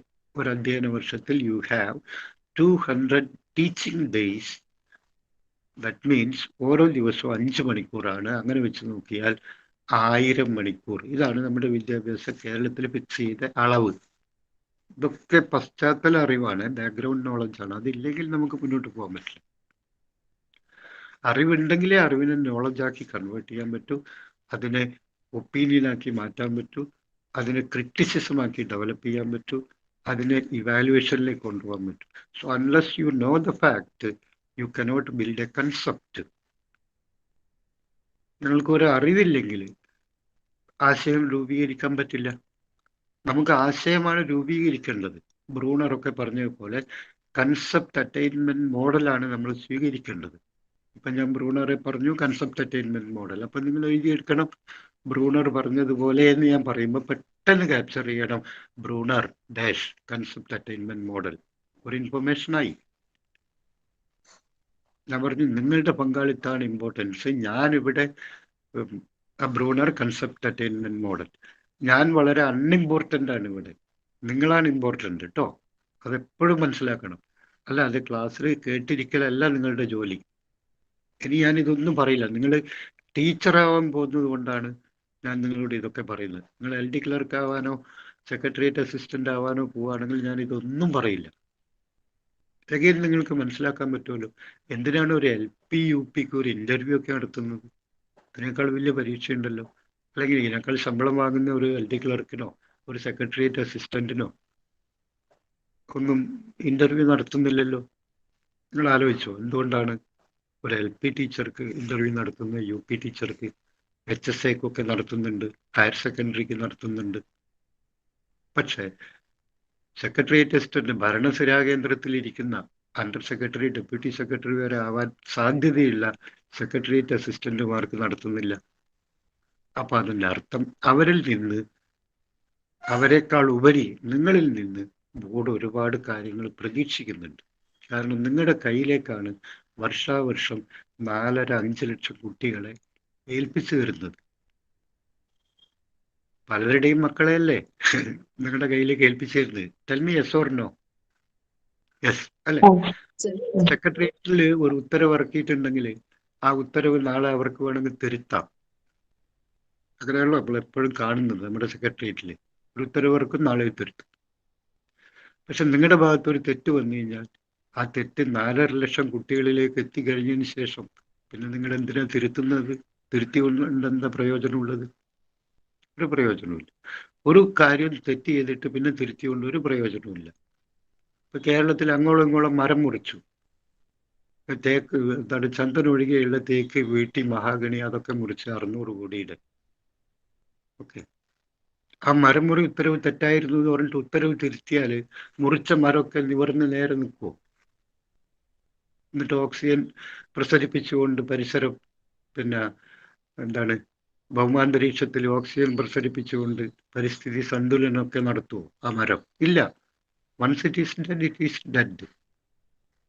വൃക്ഷത്തിന്റെ മൂല്യമല്ല മരത്തിന്റെ മൂല്യം. മരത്തിന്റെ മൂല്യം കുറവാണ്, പക്ഷെ വൃക്ഷത്തിന്റെ മൂല്യം കൂടുതലാണ്. തടിയുടെ മൂല്യത്തെക്കാൾ മൂല്യമുണ്ട് വൃക്ഷത്തിന്. ഞാനിവിടെ പറഞ്ഞ അതൊന്നുമല്ല, നിങ്ങളിൽ ഒരു കൾച്ചറൽ ഫോർമേഷൻ വരുത്താൻ വേണ്ടിയിട്ടാണ് ഇതൊക്കെ പറയുന്നത്. ഇതൊക്കെ കേട്ട് കഴിഞ്ഞാൽ കുറച്ച് കഴിഞ്ഞാൽ നിങ്ങളുടെ ഉത്തരം ശരിയാവും അവിടെ പോകുമ്പോൾ. അപ്പോൾ ഈ 4 ലക്ഷം കുട്ടികളെ ഏൽപ്പിച്ചു തരുന്നത് തെറ്റുവരുത്താൻ വേണ്ടിയിട്ടല്ല. അപ്പം നിങ്ങൾ വളരെ വൈകാരിക പക്വതയും വൈജ്ഞാനിക ഘടന ബാലൻസ്ഡ് ആയ ഒരാളും മുൻവിധി ഇല്ലാത്ത ആളും ഒക്കെ ആയിരിക്കണം. അതുകൊണ്ടാണ് ഈ ചെറിയ ഇതിന് പോലും ഇന്റർവ്യൂ നടത്തുന്നത്. ചെറുത് പറഞ്ഞാൽ ഞാൻ പറയുന്നത് മറ്റു പോസ്റ്റുകളെ അപേക്ഷിച്ച്. ഓക്കെ, അപ്പൊ നിങ്ങൾ പറയും സർ 2 തരം വിലയിരുത്തൽ രീതികൾ നമുക്കുണ്ട്. വളരെ പക്വതയോടുകൂടി കോൺഫിഡൻ്റ് ആയിട്ട് പറയണം, പേടിക്കേണ്ട കാര്യമില്ല. തെറ്റായാലും നിങ്ങൾ തെറ്റായാലും മാർക്ക് കുറയൊന്നുമില്ല കേട്ടോ. നിങ്ങൾ പറയുന്ന രീതി ശരിയാണെങ്കിൽ തെറ്റുത്തരങ്ങൾക്കും അറിയാത്ത ഉത്തരങ്ങൾക്കും പോലും മാർക്ക് കിട്ടും. പറയുന്ന രീതി മാത്രം ശരിയായാൽ മതി. ഇപ്പൊ ഒരു ചോദ്യം ചോദിച്ചു, അതായത് എന്താണ് ജി സ്യൂട്ട് പദ്ധതി? ഞാൻ വെറുതെ ഉദാഹരണം പറയുന്നു കേട്ടോ. ജി സ്യൂട്ട് പദ്ധതി എന്താണ്? അപ്പൊ ജി സ്യൂട്ട് ചിലപ്പോൾ നിങ്ങൾക്ക് അറിയൂ, ചിലപ്പോഴറിയില്ല. ഓക്കെ, അറിയില്ലെങ്കിൽ ഞാനത് പറഞ്ഞുതരാം. ഇപ്പൊ വെറുതെ പറയാണ്. ജി സ്യൂട്ട് എന്ന് പറയുന്നത് കേരള സർക്കാർ ഈ കോവിഡ് കാലത്ത് ഉണ്ടാക്കിയ ഓൺലൈൻ ടീച്ചിങ്ങിന് വേണ്ടിയിട്ടുള്ള ഒരു പുതിയ ഒരു ഡിജിറ്റൽ സംവിധാനമാണ് ജി സ്യൂട്ട്. ആര്യ, ഖദീജ, സരിക, ആതിര കേട്ടിട്ടുണ്ടോ? പറയ്. വിഷ്ണു, വിജിഷ, നോ. ശരണ്യ കേട്ടിട്ടില്ല. ശരണ്യ എല്ലാത്തിനും നല്ല ഉത്തരം പറയുന്ന ഒരു കുട്ടിയാണ്, പക്ഷെ കേട്ടിട്ടില്ല. സീമ കേട്ടിട്ടുണ്ട്. യെസ്. ഓക്കെ, അപ്പൊ ജി സ്യൂട്ട്, ജി എന്ന് പറയുന്ന ഗൂഗിൾ എന്നുള്ളതിന്റെ അർത്ഥത്തിലാണ് ജി. Okay, G Suite. ഈ ജി സ്യൂട്ട് എന്ന് പറയുന്ന പദ്ധതി ഈ കോവിഡ് കാലത്ത് നമ്മൾ ഓൺലൈൻ ക്ലാസ്സുകൾ ആരംഭിച്ചുവല്ലോ. നേരിട്ടുള്ള ബോധനം നടക്കില്ല, അതുകൊണ്ട് ഓൺലൈൻ ടീച്ചിങ്, അതായത് മൊബൈൽ ഫോൺ ഉപയോഗിച്ചും പിന്നെ കൈറ്റിന്റെ വിക്ടേഴ്സ് ചാനൽ ഉപയോഗിച്ചുകൊണ്ടാണ് ഇപ്പോൾ ഇത് നടത്തുന്നത്. ഓക്കെ, പക്ഷേ ഈ ക്ലാസ്സിൽ പലപ്പോഴും ജി സ്യൂട്ട് മറ്റുള്ള ക്ലാസ്സിൽ ഇതുവരെ മൊബൈൽ ഫോൺ വെച്ചുള്ള ക്ലാസ്സിൽ കൂടുതലും കുട്ടികളുടെ ഇന്ററാക്ഷൻ നടക്കുന്നില്ല. അധ്യാപകൻ ഭാഷണ രീതിയിൽ കൂടി പറഞ്ഞു പോവുകയാണ്, കുട്ടികൾ അത് കേട്ടിരിക്കുകയാണ്. അപ്പോൾ ഒരു ക്ലാസ്സിലും സംവാദം നടക്കുന്നില്ല. അധ്യാപക വിദ്യാർത്ഥി സംവാദം നടക്കുന്നില്ല. വിക്ടേഴ്സ് ചാനലിൽ കൂടി ഒട്ടും നടക്കുന്നില്ല, കുട്ടികൾ കണ്ടു പോകുന്നു മാത്രമേ ഉള്ളൂ. പിന്നെ വിക്ടേഴ്സ് ചാനലിൽ കൂടി നടത്തുന്ന പല ക്ലാസ്സുകളും അതൊരു TV ചാനലായതുകൊണ്ട് ആർക്കും കാണാം. യഥാർത്ഥ ഉപഭോക്താവിനല്ലാതെ ആർക്കും ഒന്ന് കാണാവുന്നതും നുഴഞ്ഞു കയറാവുന്നതും എൻക്രോച്ച് ചെയ്യാവുന്നതുമായ ഒരു പഠന രീതിയാണ് എന്ത് TV വഴിയുള്ള പഠനം. ഈ മൊബൈൽ പഠനം പോലും രക്ഷിതാക്കൾക്ക് കാണാവുന്നതാണ്, അല്ലെങ്കിൽ മറ്റു കുട്ടികൾക്ക് കാണാവുന്നതാണ്. യഥാർത്ഥ കുട്ടികൾ ആ ക്ലാസ്സിലെ യഥാർത്ഥ ഉപഭോക്താക്കൾക്കല്ലാതെ ആർക്കും കാണാവുന്ന വിധത്തിലാണ്. അപ്പൊ ഇതിൽ പൈറസി ഒരുപാട് വരും, എക്സ്റ്റേണൽ ആയിട്ടുള്ള കടന്നുകയറ്റം വരും. ഇതൊക്കെ ഇല്ലാതാക്കണം. അപ്പൊ ഞാൻ സംസാരിക്കുന്നത് നിങ്ങൾക്ക് മാത്രമേ കേൾക്കാൻ പറ്റൂ. അതായത് ഈ ലിങ്കിൽ കൂടി ഇതിൽ കയറിയ ആൾക്ക് മാത്രമേ കാണാൻ പറ്റൂ. ഇത് ഏതെങ്കിലും ബസ് സ്റ്റാൻഡിൽ ഇരുന്ന് ആർക്കെങ്കിലും കാണാൻ പറ്റില്ല. എന്ന് വെച്ചാൽ ഇതിൽ പൈറസിക്കുള്ള ചാൻസ് കുറവാണ്. എൻക്രോച്ച് ചെയ്യാൻ പറ്റില്ല ഈ ക്ലാസ്സിൽ. ഞാനും നിങ്ങൾ മാത്രമേ ഉണ്ടാവൂ. Unless and until he gets the link, no one can enter in to this platform. അതേപോലെ അല്ല കൈറ്റിൻ്റെ ചാനലും കേരള സർക്കാർ ഇപ്പം നടത്തി വരുന്ന കോഴ്സും ഓൺലൈൻ ക്ലാസ്സുകളും. അപ്പോൾ ക്ലാസ്സിന് കുറച്ചും കൂടെ ഒതുക്കത്തിൽ കുട്ടികളുമായിട്ട് സംവാദാത്മക രീതി ഡെവലപ്പ് ചെയ്യാൻ വേണ്ടിയിട്ട് KITE, Kerala infrastructure four technology in education, അത് ഗൂഗിളിൻ്റെ സഹായത്തോടു കൂടി ഉണ്ടാക്കിയ ഒരു ഓൺലൈൻ ടീച്ചിങ് പ്ലാറ്റ്ഫോമിൻ്റെ പേരാണ് ജി സ്യൂട്ട്. അപ്പോൾ വാട്ട് ഈസ് ജി സ്യൂട്ട് എന്തായാലും ചോദിക്കും ഇൻ്റർവ്യൂവിന്. അപ്പോൾ പഠിച്ചു വെക്കുക. എന്ത്? ഓൺലൈൻ വിദ്യാഭ്യാസത്തിൻ്റെ പല പോരായ്മകളും ഇല്ലാതാക്കാൻ. ഏതൊക്കെയാണ് പോരായ്മ? നമുക്കറിയാം, ഇപ്പോഴുള്ള ക്ലാസ്സിൽ നേരിട്ടുള്ള സംവാദം വളരെ കുറവാണ് ടീച്ചറും കുട്ടികളുമായിട്ട്. ടീച്ചർ അഭിനയിക്കുകയാണ് ചെയ്യുന്നത്, വെറും ചെയ്യുന്നില്ല. കുട്ടികളത് കാണുന്നു, പക്ഷെ കുട്ടികളുടെ പാർട്ടിസിപ്പേഷൻ ഇല്ല. പാർട്ടിസിപ്പേഷൻ ഉള്ളതുപോലെ ടീച്ചർ അഭിനയിക്കുകയാണ് ചെയ്യുന്നത് ഓൺലൈൻ ക്ലാസ്സിൽ. അതതിൻ്റെ ഒരു പരിമിതിയാണ്. No real participation between teacher and student is possible, but only teacher is acting just like participation. അല്ലേ? അതല്ലേ നമ്മൾ ആ നഴ്സറി ക്ലാസ്സിലെ ശ്വേത ടീച്ചറുടെ ഒരു ക്ലാസ് കണ്ടിട്ടില്ലേ? 1ാം ക്ലാസ്സിലേക്ക് മറ്റു തങ്കുപൂച്ചയുടെ ക്ലാസ്. ആ ടീച്ചർ എന്താ പറയുന്നത്? കുട്ടികളെ നമുക്ക് കാണാലോ. ഇന്ന് നമ്മൾ തങ്കുപൂച്ചയെ കുറിച്ചാണ് പറയുന്നത്. തങ്കുപൂച്ച നല്ല പൂച്ചയാണ്. ഓക്കെ, ഇതൊക്കെ ശരിയാണ്, അവർ നന്നായി ക്ലാസ് എടുത്തു, വെരി ഗുഡ്. പക്ഷേ ഇവിടെ സംവാദം നടക്കുന്നില്ല. അപ്പൊ അതുകൊണ്ട് സംവാദാത്മകമായ ക്ലാസ് ഉണ്ടാക്കാൻ വേണ്ടിയിട്ടാണ് കേരള സർക്കാർ വിദ്യാഭ്യാസ വകുപ്പ് അതിൻ്റെ കീഴിലുള്ള കൈറ്റ് വഴി, Kerala infrastructure four technology in education വഴി എന്തുണ്ടാക്കിയത്? ജി സ്യൂട്ട് എന്ന് പറയുന്ന സംവിധാനം ഉണ്ടാക്കിയത്. പിന്നെ എൻകറേജ് ചെയ്യാനും പറ്റില്ല, യഥാർത്ഥ കുട്ടികളിലേക്ക് അത് എത്തിച്ചേരും മൊബൈൽ ലിങ്ക് വഴി. പക്ഷേ ഇതൊക്കെ ഉണ്ടാക്കിയിട്ടും ജി സ്യൂട്ട് ഈ അധ്യയന വർഷം ഇപ്പം 3 മാസം കഴിഞ്ഞു, June, July, August. But still G Suite is not practically made available to the students. ഇതൊക്കെ നമ്മുടെ പ്രായോഗിക വീഴ്ചയാണ്. ഇത് പറയുമ്പം കുറേ കൂടി രാഷ്ട്രീയമായിട്ട് മാറും. അതുകൊണ്ട് അത് പറയണ്ട, നിങ്ങൾ പറയാൻ വേണമെങ്കിൽ. കാരണം സോറി, ഇത്രയൊക്കെ ആണെങ്കിൽ കൂടി ജി സ്യൂട്ട് നോക്കിയപ്പോൾ ഈ അധ്യയന വർഷം 2021-22 തുടങ്ങിയിട്ട് 3 മാസമായെങ്കിൽ കൂടി ഫലപ്രദമായിട്ട് ജി സ്യൂട്ട് നമുക്ക് നടപ്പിലാക്കാനായില്ല സർ. അതൊരു പോരായ്മയാണ്.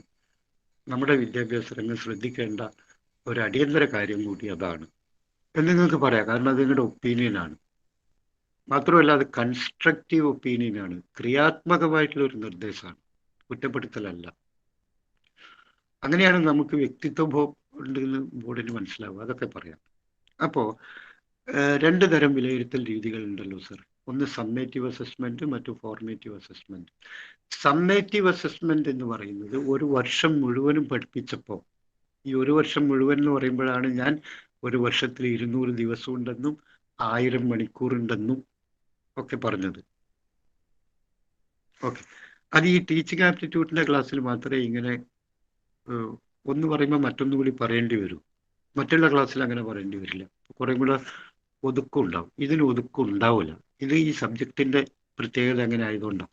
അപ്പോൾ എന്താണ് സമ്മേറ്റീവ് അസസ്മെന്റ്? ഒരു വർഷം മുഴുവനും പഠിപ്പിച്ചതിന് ശേഷം നമ്മൾ അവസാനമായിട്ട് കുട്ടിയെ വിലയിരുത്തുന്നു. അതിൻ്റെ പേരാണ് ആത്യന്തിക വിലയിരുത്തൽ. ഓക്കെ, സമ്മേറ്റീവ് അസസ്മെന്റ് എന്ന് എഴുതുക, മലയാളത്തിൽ എഴുതുക ആത്യന്തിക വിലയിരുത്തൽ. ഇത് 2007 വരെ നമ്മുടെ ക്ലാസ് മുറിയിൽ, നമ്മുടെ വിദ്യാഭ്യാസ മേഖലയിൽ ഈ വിലയിരുത്തൽ രീതിയായിരുന്നു നിലവിലുണ്ടായത്. ഞാൻ കുറേ കാര്യങ്ങൾ പറയും. ഈ 2007 എന്നുള്ളത് കേരളത്തിൻ്റെ വിദ്യാഭ്യാസ മേഖലയിൽ ഒരുപാട് മാറ്റങ്ങൾക്ക് തുടക്കം കുറിച്ച ഒരു വർഷമാണ്. അതായത് നമുക്കറിയാം, ഇന്ത്യയിൽ 2000 ഒരു കരിക്കുലം ഉണ്ടായിരുന്നു, 2000 ഒരു നാഷണൽ കരിക്കുലം ഫ്രെയിംവർക്ക്. പിന്നീട് ആ നാഷണൽ കരിക്കുലം ഫ്രെയിംവർക്ക് 2005 പരിഷ്കരിച്ചു. അതിന്റെ തലവൻ, ആ 2005 NCF-ന്റെ തലവൻ പ്രൊഫസർ യശ്പാൽ ആയിരുന്നു. ഈ 2005 NCF കുറേ നിർദ്ദേശങ്ങൾ മുന്നോട്ട് വെച്ചു. നിർദ്ദേശം വെച്ച 3 മേഖല: ഒന്ന്, പഠന രീതിയിൽ, ബോധന രീതിയിൽ നമ്മൾ ഇതുവരെ കൈക്കൊണ്ടുവരുന്ന സമീപനത്തിൽ നിന്നുള്ള ഒരു മാറ്റം. നമ്പർ 1, ബോധന രീതിയിൽ ഇതുവരെ കൈക്കൊണ്ടുവന്ന സമീപനത്തിൽ നിന്നുള്ള മാറ്റം. എന്താണ് ഇതുവരെ കൈക്കൊണ്ടുവന്ന സമീപനം? യു ഓൾ നോ, വ്യവഹാരവാദ സമീപനാണ് അല്ലേ? ബിഹേവിയറിസ്റ്റ് സമീപനാണല്ലോ. Tell me yes. അതെ, ബിഹേവിയറിസ്റ്റ് സമീപനം ലോകത്തെ എല്ലാ സ്ഥലത്തും അങ്ങനെയായിരുന്നു. ബിഹേവിയറിസ്റ്റ് സമീപനം വാട്സൺ, പാവ്ലോവ്, സ്കിന്നർ, തോണ്ടൈക്ക് ഇവരൊക്കെ മുന്നോട്ട് വെച്ചതാണ് ബിഹേവിയറിസ്റ്റ് സമീപനം. അതിൽ നിന്നും മാറിയിട്ട് നമ്മൾ ജ്ഞാനനിർമ്മിതിവാദ സമീപനം, അതായത് കൺസ്ട്രക്റ്റിവിസ്റ്റ് സമീപനത്തിലേക്ക് വന്നു. കൺസ്ട്രക്റ്റിവിസ്റ്റ് സമീപനത്തിന്റെ വക്താക്കൾ നമുക്കറിയാം: പിയാഷെ, അതുപോലെ തന്നെ ബ്രൂണർ, ആൽബർട്ട് ബന്ദുറെ, ലീവ് വൈഗോട്സ്കി തുടങ്ങിയ ആൾക്കാർ മുന്നോട്ട് വെച്ച കൺസ്ട്രക്റ്റിവിസ സിദ്ധാന്തം നമ്മൾ ക്ലാസ് മുറിയിൽ ഉപയോഗിക്കാൻ തുടങ്ങി. അതായത് യശ്പാൽ മുന്നോട്ട് വെച്ചത് നിലവിലുള്ള ബിഹേവിയറിസ്റ്റ് രീതിയിൽ നിന്ന് മാറണം. ബിഹേവിയറിസ്റ്റ് രീതിയിൽ നമ്മൾ കുട്ടികളെ കേൾവിക്കാരെ പോലെ ഇരിക്കുകയാണ്. അധ്യാപകൻ ഏറ്റവും വലിയ അതോറിറ്റി ആയിട്ട് മുന്നിൽ വന്ന് നിൽക്കും. കുട്ടികളുടെ പങ്കാളിത്തം കുറവാണ്. അധ്യാപകൻ അറിവ് പകർന്നു കൊടുക്കുന്ന ഒരാളാണ്. കുട്ടികൾ അറിവ് സ്വീകരിച്ച് എഴുതി കൊണ്ടുപോകും, വീട്ടിൽ കൊണ്ടുപോകും. ഇവിടെ കുട്ടികൾ സ്വന്തമായിട്ട് അറിവ് നിർമ്മിക്കുന്ന പ്രക്രിയയിൽ പങ്കാളിയാവുന്നില്ല. പഴയ രീതിയെക്കുറിച്ചാണ് ഞാൻ പറയുന്നത്, ഓർമ്മയുണ്ടാവും. ഇപ്പോഴത്തെ രീതിയെക്കുറിച്ചല്ല. അതായത് അധ്യാപകൻ പറഞ്ഞു കൊടുക്കുകയാണ്. അതായത് ബിഹേവിയറിസ്റ്റ് രീതിയിൽ സംഭവിക്കുന്നത് പഠിപ്പിക്കലാണ്. പക്ഷെ യശ്പാൽ പറയുന്നത് നമ്മൾ പഠിപ്പിക്കുകയല്ല വേണ്ടത്, കുട്ടികളെ പഠിക്കാൻ പഠിപ്പിക്കുകയാണ് വേണ്ടത്. Instead of teaching students, we should teach students how to learn. ഇതാണ് യശ്പാൽ പറഞ്ഞ വാക്ക്. Instead of teaching directly, we should teach students how to learn. അതായത് കുട്ടികളെ പഠിപ്പിക്കുകയല്ല വേണ്ടത്, പഠിക്കാൻ പഠിപ്പിക്കുകയാണ് വേണ്ടത്. ഈ ഒറ്റ വാക്കാണിത്. പക്ഷെ ഒരുപാട് ചർച്ച ചെയ്യാനുള്ള വിഷയമാണത്. നേരിട്ട് പഠിപ്പിക്കുക എന്നുള്ള വ്യവഹാരവാദ രീതിയിൽ നിന്നും കുട്ടികളെ അറിവ് നിർമ്മിക്കാൻ സ്വയം അവരെ പഠിക്കാൻ പഠിപ്പിക്കുകയാണ് വേണ്ടത് എന്ന സമീപനത്തിൽ. അപ്പോൾ we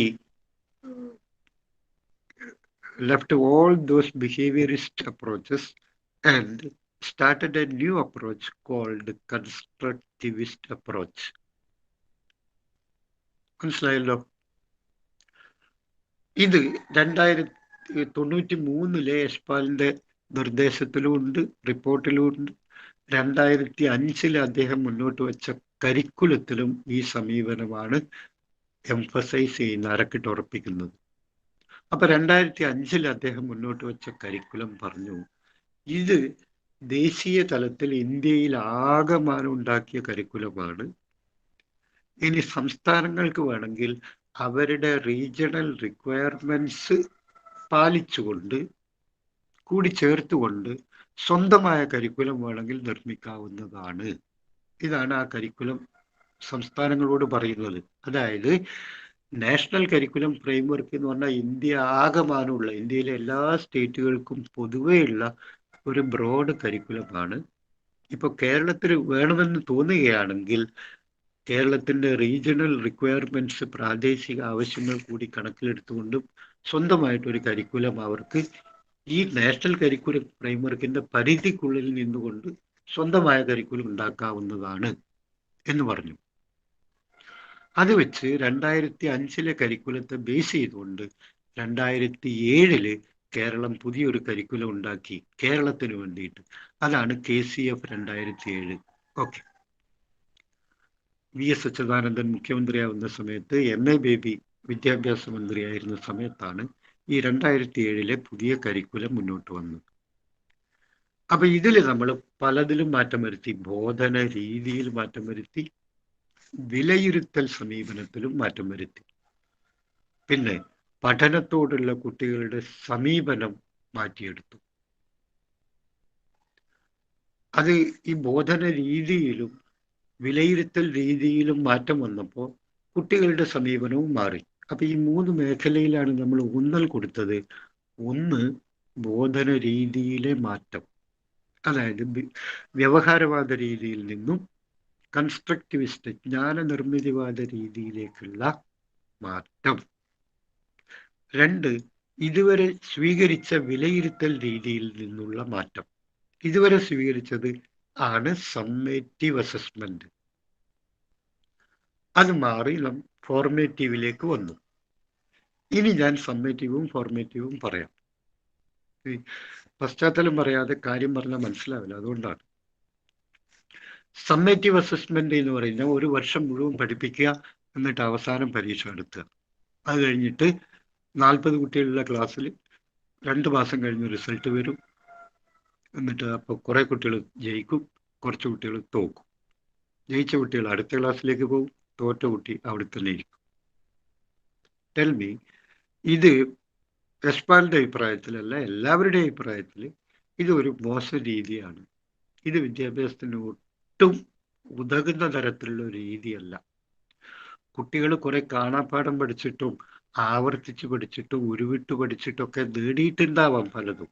may be there is outcome, പഠന നേട്ടങ്ങൾ ഉണ്ടാവാം. പക്ഷെ പഠന നേട്ടങ്ങൾ എന്തല്ല, ജീവിതത്തിൽ പ്രയോഗിക്കുന്ന രൂപത്തിലുള്ള പഠന നേട്ടങ്ങളൊന്നും ഉണ്ടായിട്ടുണ്ടാവില്ല. കടലാസിൽ മാർക്ക് ഉണ്ടാവും, ദാറ്റ്സ് ഓൾ. അപ്പോ എന്താ സംഭവിക്കുന്നത് ഇവിടെ? 1 വർഷം മുഴുവനും പഠിപ്പിച്ചതിന് ശേഷം അവസാനം ഒരു പരീക്ഷ നടത്തുന്നു. മാർച്ച് 31 പരീക്ഷ നടത്തും. പിന്നെ 2 മാസം വെക്കേഷൻ. അടുത്ത അധ്യയന വർഷം ആരംഭിക്കുന്നതിൻ്റെ ഒരാഴ്ച മുമ്പ് റിസൾട്ട് വരും. രീതി. അപ്പോൾ എല്ലാം പഠിപ്പിച്ചു കഴിഞ്ഞതിന് ശേഷം എന്ത് നേടി എന്ന് മനസ്സിലാക്കുന്നതിൽ ഒരു അശാസ്ത്രീയതയുണ്ട്. എന്ത് നേടി എന്ത് നേടിയില്ല എന്ന് അപ്പോൾ മനസ്സിലാക്കിയാൽ മാത്രമേ തുടർ പ്രവർത്തനങ്ങൾ വേണ്ട രീതിയിൽ ആസൂത്രണം ചെയ്യാൻ പറ്റൂ. അതുകൊണ്ട് ആത്യന്തിക മൂല്യനിർണ്ണയനം എന്ന് പറയുന്നത് അശാസ്ത്രീയമായ ഒരു രീതിയാണ്.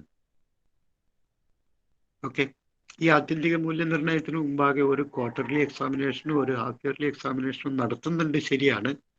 പക്ഷെ അവസാനം നടത്തുന്ന അന്തിമ ആനുവൽ എക്സാമിനേഷനിലായിരുന്നു ജയവും പരാജയവും നിർണയിച്ചത്. പരാജയപ്പെട്ട കുട്ടികളെ റെമഡിയൽ ടീച്ചിങ്ങിനുള്ള ഒരു അവസരവും അവിടെ കിട്ടുന്നില്ല, പരിഹാര ബോധനത്തിനുള്ള അവസരം കിട്ടുന്നില്ല. അപ്പോ ഇതൊക്കെ നമ്മൾ മനസ്സിലാക്കണം.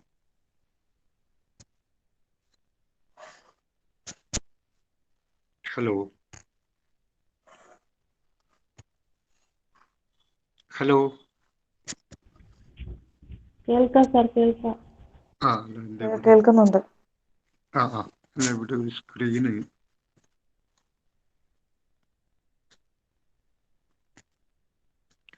ഓക്കെ. അപ്പോൾ രണ്ടാമത്തെ ഒരു രീതി അതിൽ സ്വീകരിച്ചതാണ് ഈ സമ്മേറ്റീവ് അസസ്മെന്റിൽ നിന്ന് മാറ്റിയിട്ട് ഇപ്പൊ നാം സ്വീകരിക്കുന്ന രീതി പറയുന്നത് ഫോർമേറ്റീവ് അസസ്മെന്റ് ആണ്. Formative assessment. ഈ ഫോർമേറ്റീവ് അസസ്മെന്റ് എന്ന് വെച്ചാൽ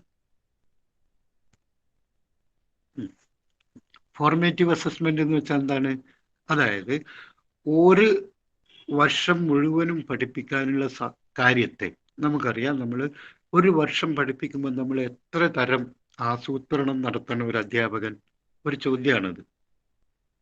ഏതൊക്കെ ആസൂത്രണങ്ങളാണ് ഒരു അധ്യാപകൻ നടത്തേണ്ടത് 1 വർഷം ക്ലാസ്സിൽ പഠിപ്പിക്കുമ്പോൾ? പറയും. ഒരു അധ്യാപകൻ തയ്യാറാക്കേണ്ട ചാർട്ട്, പ്ലാൻ ചാർട്ടുകൾ, എത്ര പ്ലാൻ അധ്യാപകൻ തയ്യാറാക്കേണ്ടതുണ്ട് ഒരു അധ്യയന വർഷം?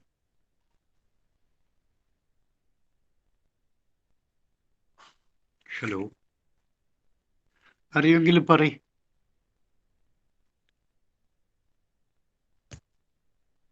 എത്ര പ്ലാൻ തയ്യാറാക്കാനുണ്ട് അധ്യാപകന്?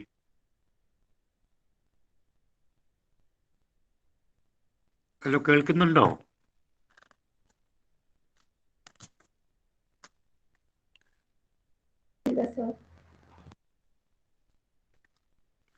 കേൾക്കുന്നില്ലേ? കേൾക്കുന്നുണ്ട് സർ. അപ്പൊ പോട്ടെ, നിങ്ങൾ you 3 year plan year plan, lesson plan, തയ്യാറാക്കാറുണ്ട്. ഏതൊക്കെ പ്ലാന് ഞാൻ പറഞ്ഞുതരാം ഇയർ വേഗം. പ്ലാൻ. 1 വാർഷികാസൂത്രണം, 2ാമത്തത് ഏകകാസൂത്രണം, 3ാമത്തത് പാഠാസൂത്രണം. പെട്ടെന്ന് എഴുതുക. 1 വാർഷികാസൂത്രണം, ആദ്യത്തത്. 2ാമത്തത് ഏകകാസൂത്രണം, യൂണിറ്റ് പ്ലാൻ.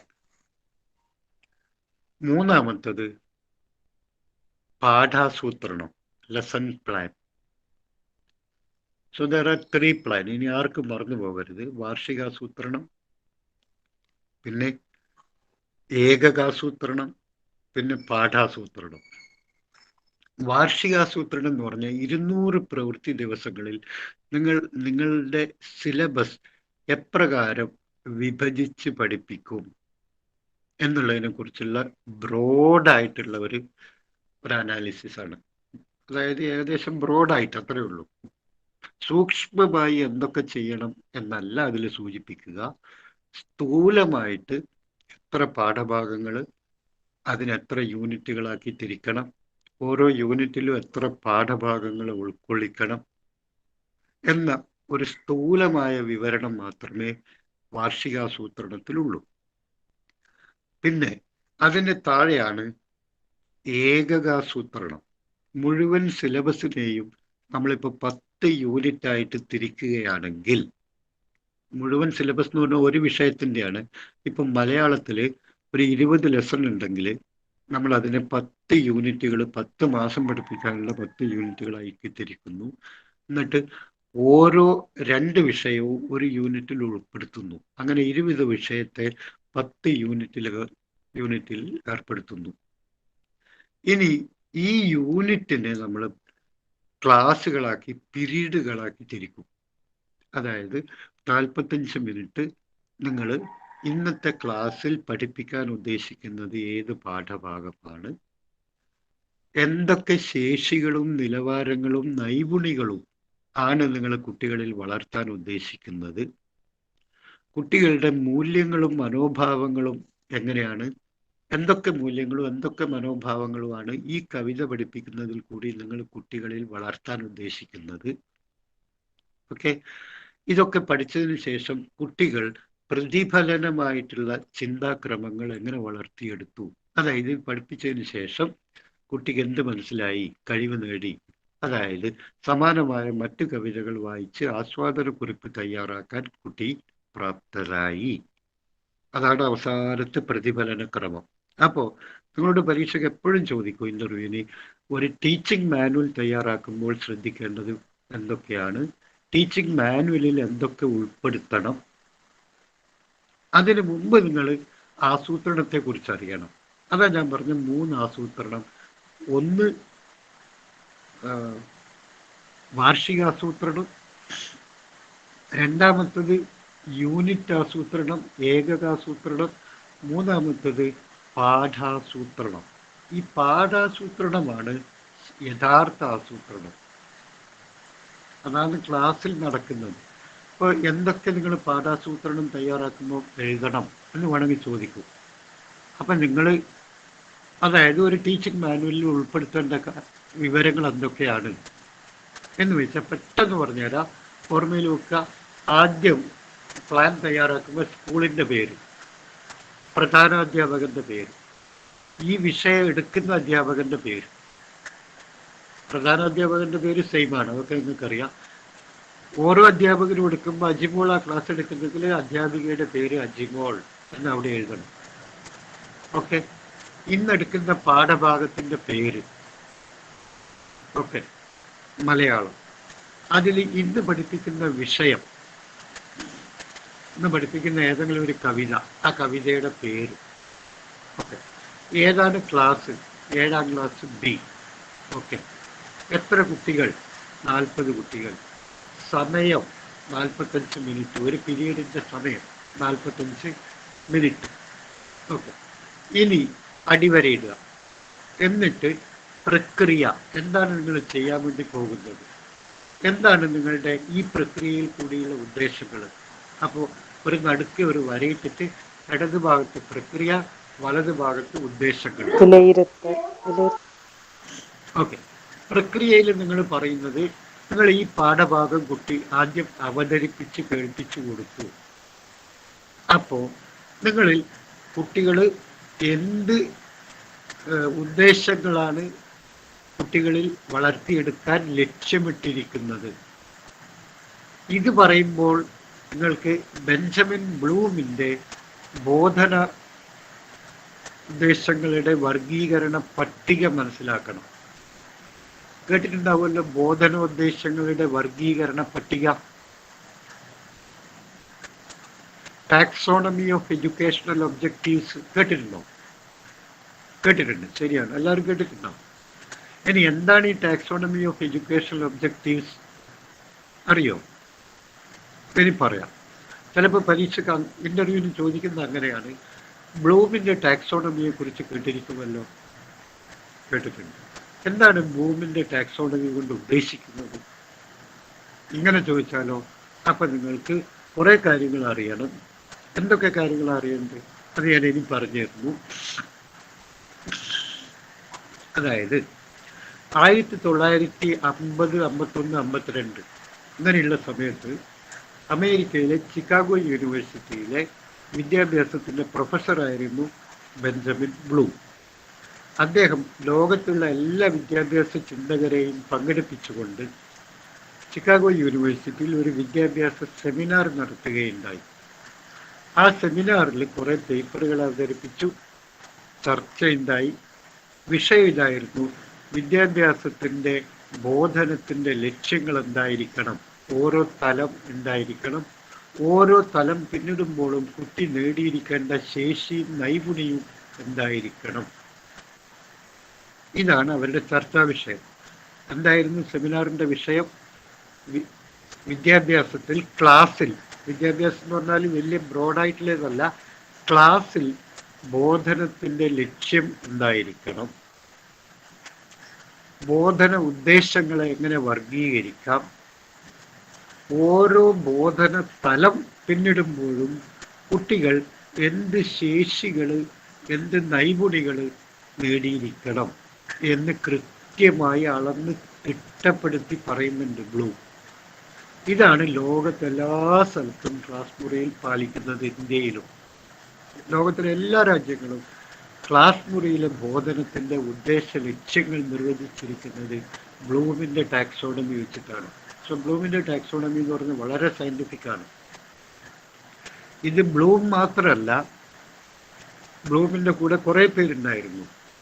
ക്രാത്തോൾ ഉണ്ടായിരുന്നു, സിംസൺ ഉണ്ടായിരുന്നു. പക്ഷേ നമ്മൾ അറിയുന്നത് ബ്ലൂംസ് ടാക്സോണമി എന്നാണ്. പഠിതാവിൻ്റെ ബോധമണ്ഡലത്തെ ബ്ലൂം 3 മേഖലയായി തിരിച്ചിട്ടുണ്ട്. Cognitive, affective and psychomotor. Very good. Cognitive area, affective area, psychomotor area.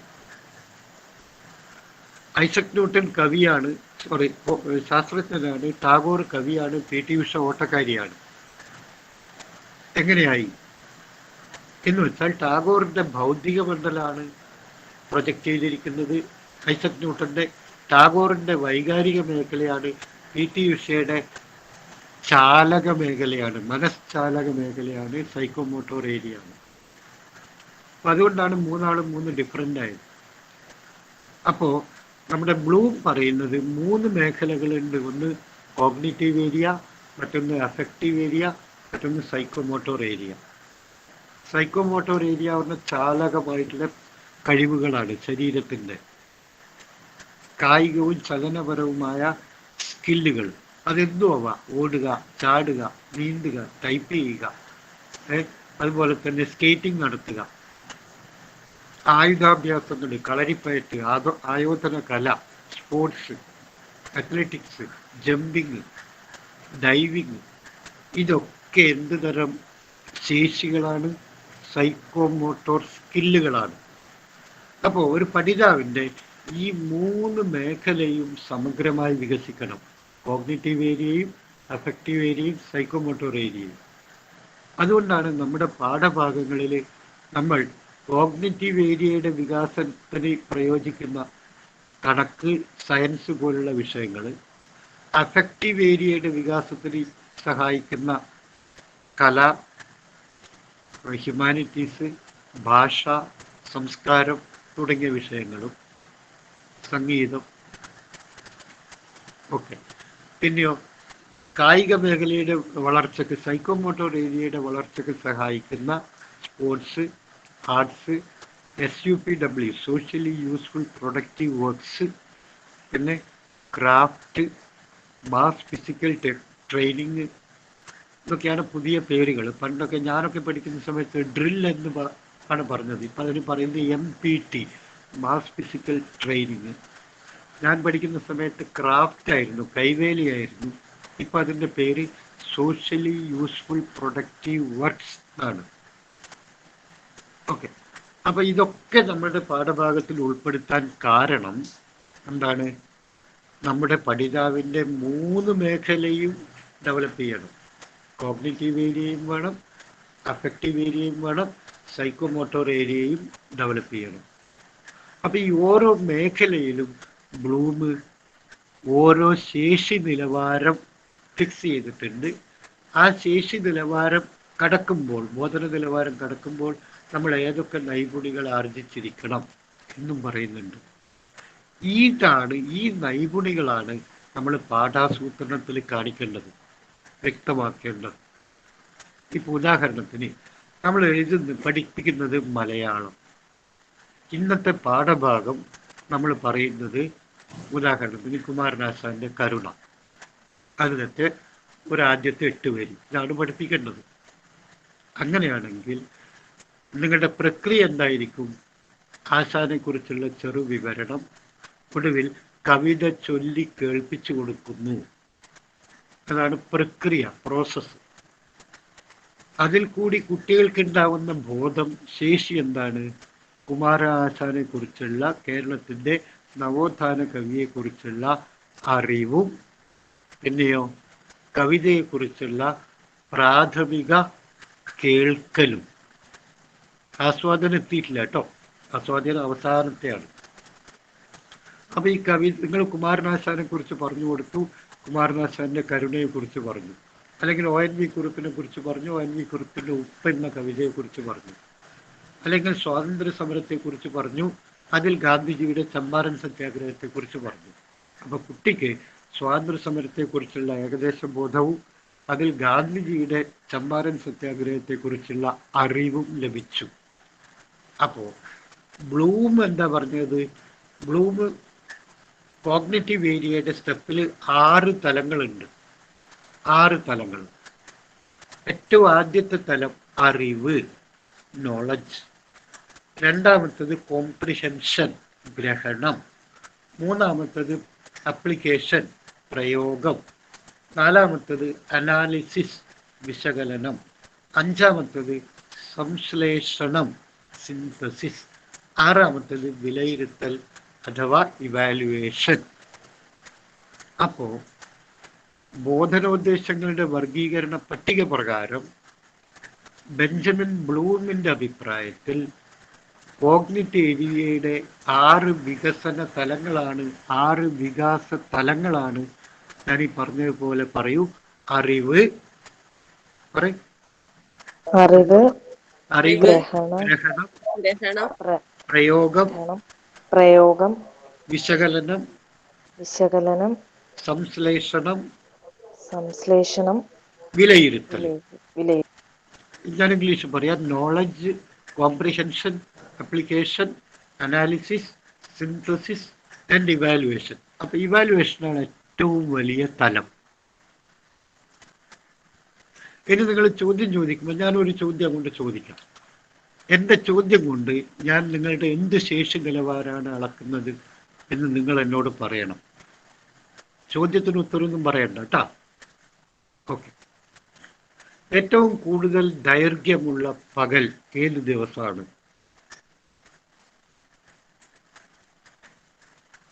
എന്ന് ഞാൻ ചോദിച്ചാൽ ബ്ലൂമിന്റെ അഭിപ്രായത്തിൽ ഏത് ശേഷി നിലവാരമാണ് ഞാൻ അളക്കാൻ ഉദ്ദേശിച്ചത്? നിങ്ങളുടെ നോളജ് ആണോ, കോംപ്രിഹെൻഷൻ ആണോ, അപ്ലിക്കേഷൻ ആണോ, അറിവ് അനാലിസിസ് ആണോ, സിന്തസിസ് ആണോ, ഇവാലുവേഷൻ അറിവ് ആണോ? ശരി, അറിവ് അറിവ്. അറിവ് എല്ലാവരും പറഞ്ഞു. ആരാ സീമ എങ്ങനെ തെറ്റി പറഞ്ഞത്? അനാലിസിസ് തെറ്റാ സീമ. അതായത് ഇവിടെ അറിവ് മാത്രമേ അളക്കുന്നുള്ളൂ. അപ്പൊ നിങ്ങൾക്ക് വേണമെങ്കിൽ പറയാം ജൂൺ 21 ഏറ്റവും കൂടുതൽ പകൽ ദൈർഘ്യമുള്ളത്. രണ്ടാമത് ഞാൻ വേണമെങ്കിൽ നിങ്ങളോട് പറയാം, ചോദിക്കുന്ന ഇതാണ്, ഭൂമിയിലെ കാലാവസ്ഥാ മാറ്റങ്ങളെ സ്വാധീനിക്കുന്ന ഏതെങ്കിലും ഒരു ഘടകം. അപ്പൊ നിങ്ങൾക്ക് വേണമെങ്കിൽ പറയാം ഭൂമിയുടെ കറക്കം, അല്ലെങ്കിൽ ഭൂമിയുടെ സ്വയം കറക്കം, അല്ലെങ്കിൽ ഭൂമിയുടെ അച്ചുതണ്ടിന്റെ ചെരിവ്. ഇതൊക്കെയാണ് ഭൂമിയിലെ കാലാവസ്ഥാ മാറ്റങ്ങൾക്കുള്ള കാരണങ്ങൾ. അപ്പോൾ ഇത് വെറും അറിവല്ല, നിങ്ങൾ അതിൽ കൂടി എന്തോ ഗ്രഹിക്കുന്നുണ്ട്, ഇല്ലേ? സർ അണ്ടർസ്റ്റാൻഡിങ് എന്ന് പറഞ്ഞിട്ട് ഒരു സാധനമില്ല, കോംപ്രിഹെൻഷൻ ആണ്. നമുക്ക് ഈ ഇദ്ദേഹം ഉപയോഗിച്ച അതേ വാക്ക് തന്നെ ഉപയോഗിക്കാം, ബ്ലൂം ഉപയോഗിച്ച വാക്ക് തന്നെ. കാരണം അത് പറയുമ്പോഴാണ് നിങ്ങൾക്ക് കുറെ കൂടെ ഉഷാർ കിട്ടുക. ബോർഡിന് മുമ്പിൽ മാർക്ക് കിട്ടണമെങ്കിൽ ആധികാരികമായിട്ട് ബ്ലൂം ഉപയോഗിച്ച അതേ പേര് നിങ്ങൾ ഉപയോഗിക്കണം, കോംപ്രിഹെൻഷൻ ഉപയോഗിക്കണം. അണ്ടർസ്റ്റാൻഡിങ് ഓക്കെ, ഞാൻ തെറ്റ് പറയുന്നില്ല, പക്ഷെ കോംപ്രിഹെൻഷനാണ് കുറെ കൂടെ നല്ല വാക്ക്. അപ്പോൾ കോംപ്രിഹെൻഷനാണ് ഉപയോഗിക്കുന്നത്. ഇനി ഞാൻ നിങ്ങളോട് ഒരു ചോദ്യം ചോദിക്കുന്നു, ഇതേ ചോദ്യം തന്നെ മാറ്റി വേറെ രൂപത്തിൽ ചോദിക്കുന്നു. ഭൂമിയുടെ അച്ചുതണ്ടിന് ചെരിവില്ലായിരുന്നുവെങ്കിൽ കാലാവസ്ഥയിൽ ഉണ്ടായിരിക്കാവുന്ന പ്രകടമായ മാറ്റങ്ങൾ എന്തൊക്കെയാണെന്ന് പറയാമോ? ആപ്ലിക്കേഷൻ പ്രയോഗം. പ്രയോഗാവാം. അപ്പൊ അതറിയണമെങ്കിൽ നിങ്ങൾക്ക് ആദ്യത്തെ രണ്ടെണ്ണം അറിഞ്ഞല്ലേ പറ്റൂ. നോളജും വേണം, അപ്ലിക്കേഷനും വേണം, അല്ല കോംപ്രിഹെൻഷനും വേണം. അപ്പം മൂന്നാമത്തേതിലേക്ക് എത്താൻ, നോളജിന്ന് കോംപ്രിഹെൻഷനിലേക്ക് എത്താൻ നോളജ് വേണം. അപ്പൊ കോംപ്രിഹെൻഷൻ നോളജും ആയിക്കഴിഞ്ഞാൽ പിന്നെ അനാലിസിസ് ആണ്, അപ്ലിക്കേഷനാണ്. അപ്ലിക്കേഷനിലേക്ക് എത്താൻ എന്ത് വേണം? നോളജും വേണം, കോംപ്രിഹെൻഷനും വേണം, എന്നാലേ അപ്ലിക്കേഷനിലേക്ക് എത്താൻ പറ്റും. അപ്പോൾ ഓരോ തലം കിടക്കണമെങ്കിൽ അതിൻ്റെ തൊട്ട് മുന്നിലുള്ള സമീപത്തെ സ്ഥലം വിജയകരമായി പൂർത്തിയാക്കണം. മനസ്സിലായോ? ഓരോ തുടർ തലങ്ങളിലേക്ക് എത്തണമെങ്കിൽ അതിൻ്റെ തൊട്ട് താഴെയിരിക്കുന്ന തലം വിജയകരമായി പൂർത്തിയാക്കണം. ഇതേ ഉദാഹരണത്തിന് ഞാൻ ഒറ്റൊന്ന് വേറെ വിഷയത്തിലേക്ക് ഉടൻ വഴിമാറിപ്പോയിട്ട് പെട്ടെന്ന് തിരിച്ചു വരാം. എറിക്സന്റെ 8 സംഘർഷഘട്ട സിദ്ധാന്തങ്ങളുണ്ട്. എറിക് എറിക്സൺ പറയുന്നത് കേട്ടിട്ടുണ്ടാവും, ജസ്റ്റ് കേട്ടാൽ മതി. എറിക്സൺ പറയുന്നത് ഓരോ വ്യക്തിയുടെയും ജീവിതത്തിൽ ജനനം മുതൽ മരിക്കുന്നത് വരെയുള്ള ഈ ജീവിത കാലഘട്ടത്തിൽ ഓരോ ആളും 8 സംഘർഷഘട്ടങ്ങളിൽ കൂടി, കോൺഫ്ലിക്റ്റ് സ്റ്റേജിൽ കൂടി കടന്നു പോവുകയാണ്. ഈ ഓരോ സംഘർഷഘട്ടവും വിജയകരമായി പൂർത്തിയാക്കിയാൽ മാത്രമേ അടുത്ത സംഘർഷഘട്ടത്തിലേക്ക് ആനന്ദകരമായി കടക്കാനും അത് വിജയകരമായി പൂർത്തിയാക്കാനും പറ്റും.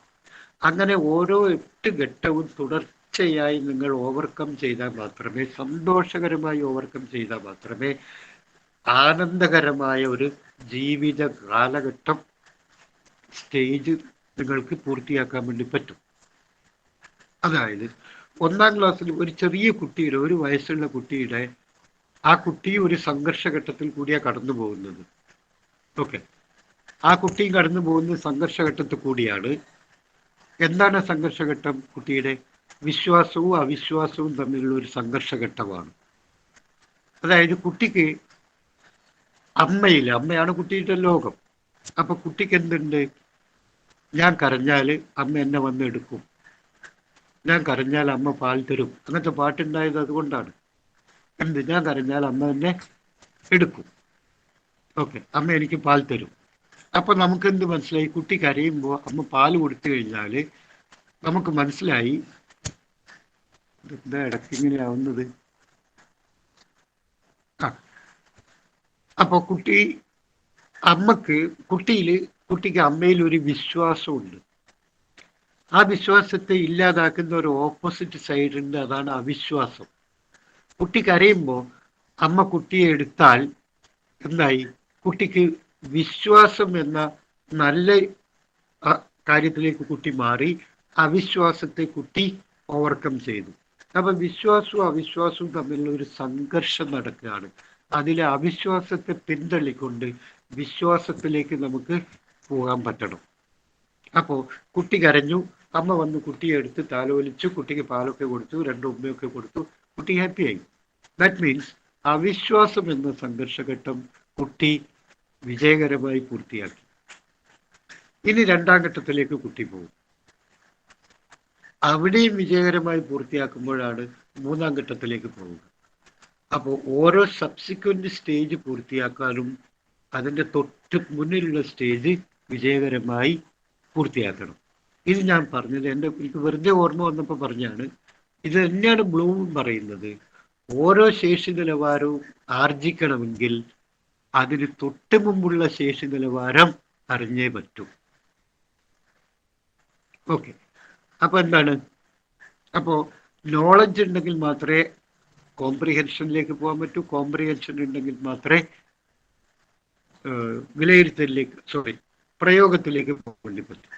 ഇനി ഇതേ ചോദ്യം ഞാൻ ചോദിക്കുകയാണെങ്കിൽ, had there been no shift in the axis of earth and suppose earth സ്വയം കറങ്ങുന്നില്ല, അല്ലെങ്കിൽ ഭൂമി സൂര്യനെ ചുറ്റിത്തിരിയുന്നില്ല, അങ്ങനെയുള്ളൊക്കെ സന്ദർഭങ്ങളിൽ വന്നാൽ കാലാവസ്ഥയിൽ ഉണ്ടായേക്കുന്ന മാറ്റവും അത് മാനവരാശിയെ എങ്ങനെ സ്വാധീനിക്കുന്നു എന്നും ഉള്ള ഘടകങ്ങൾ വിലയിരുത്തുക എന്ന് ചോദിച്ചാലോ,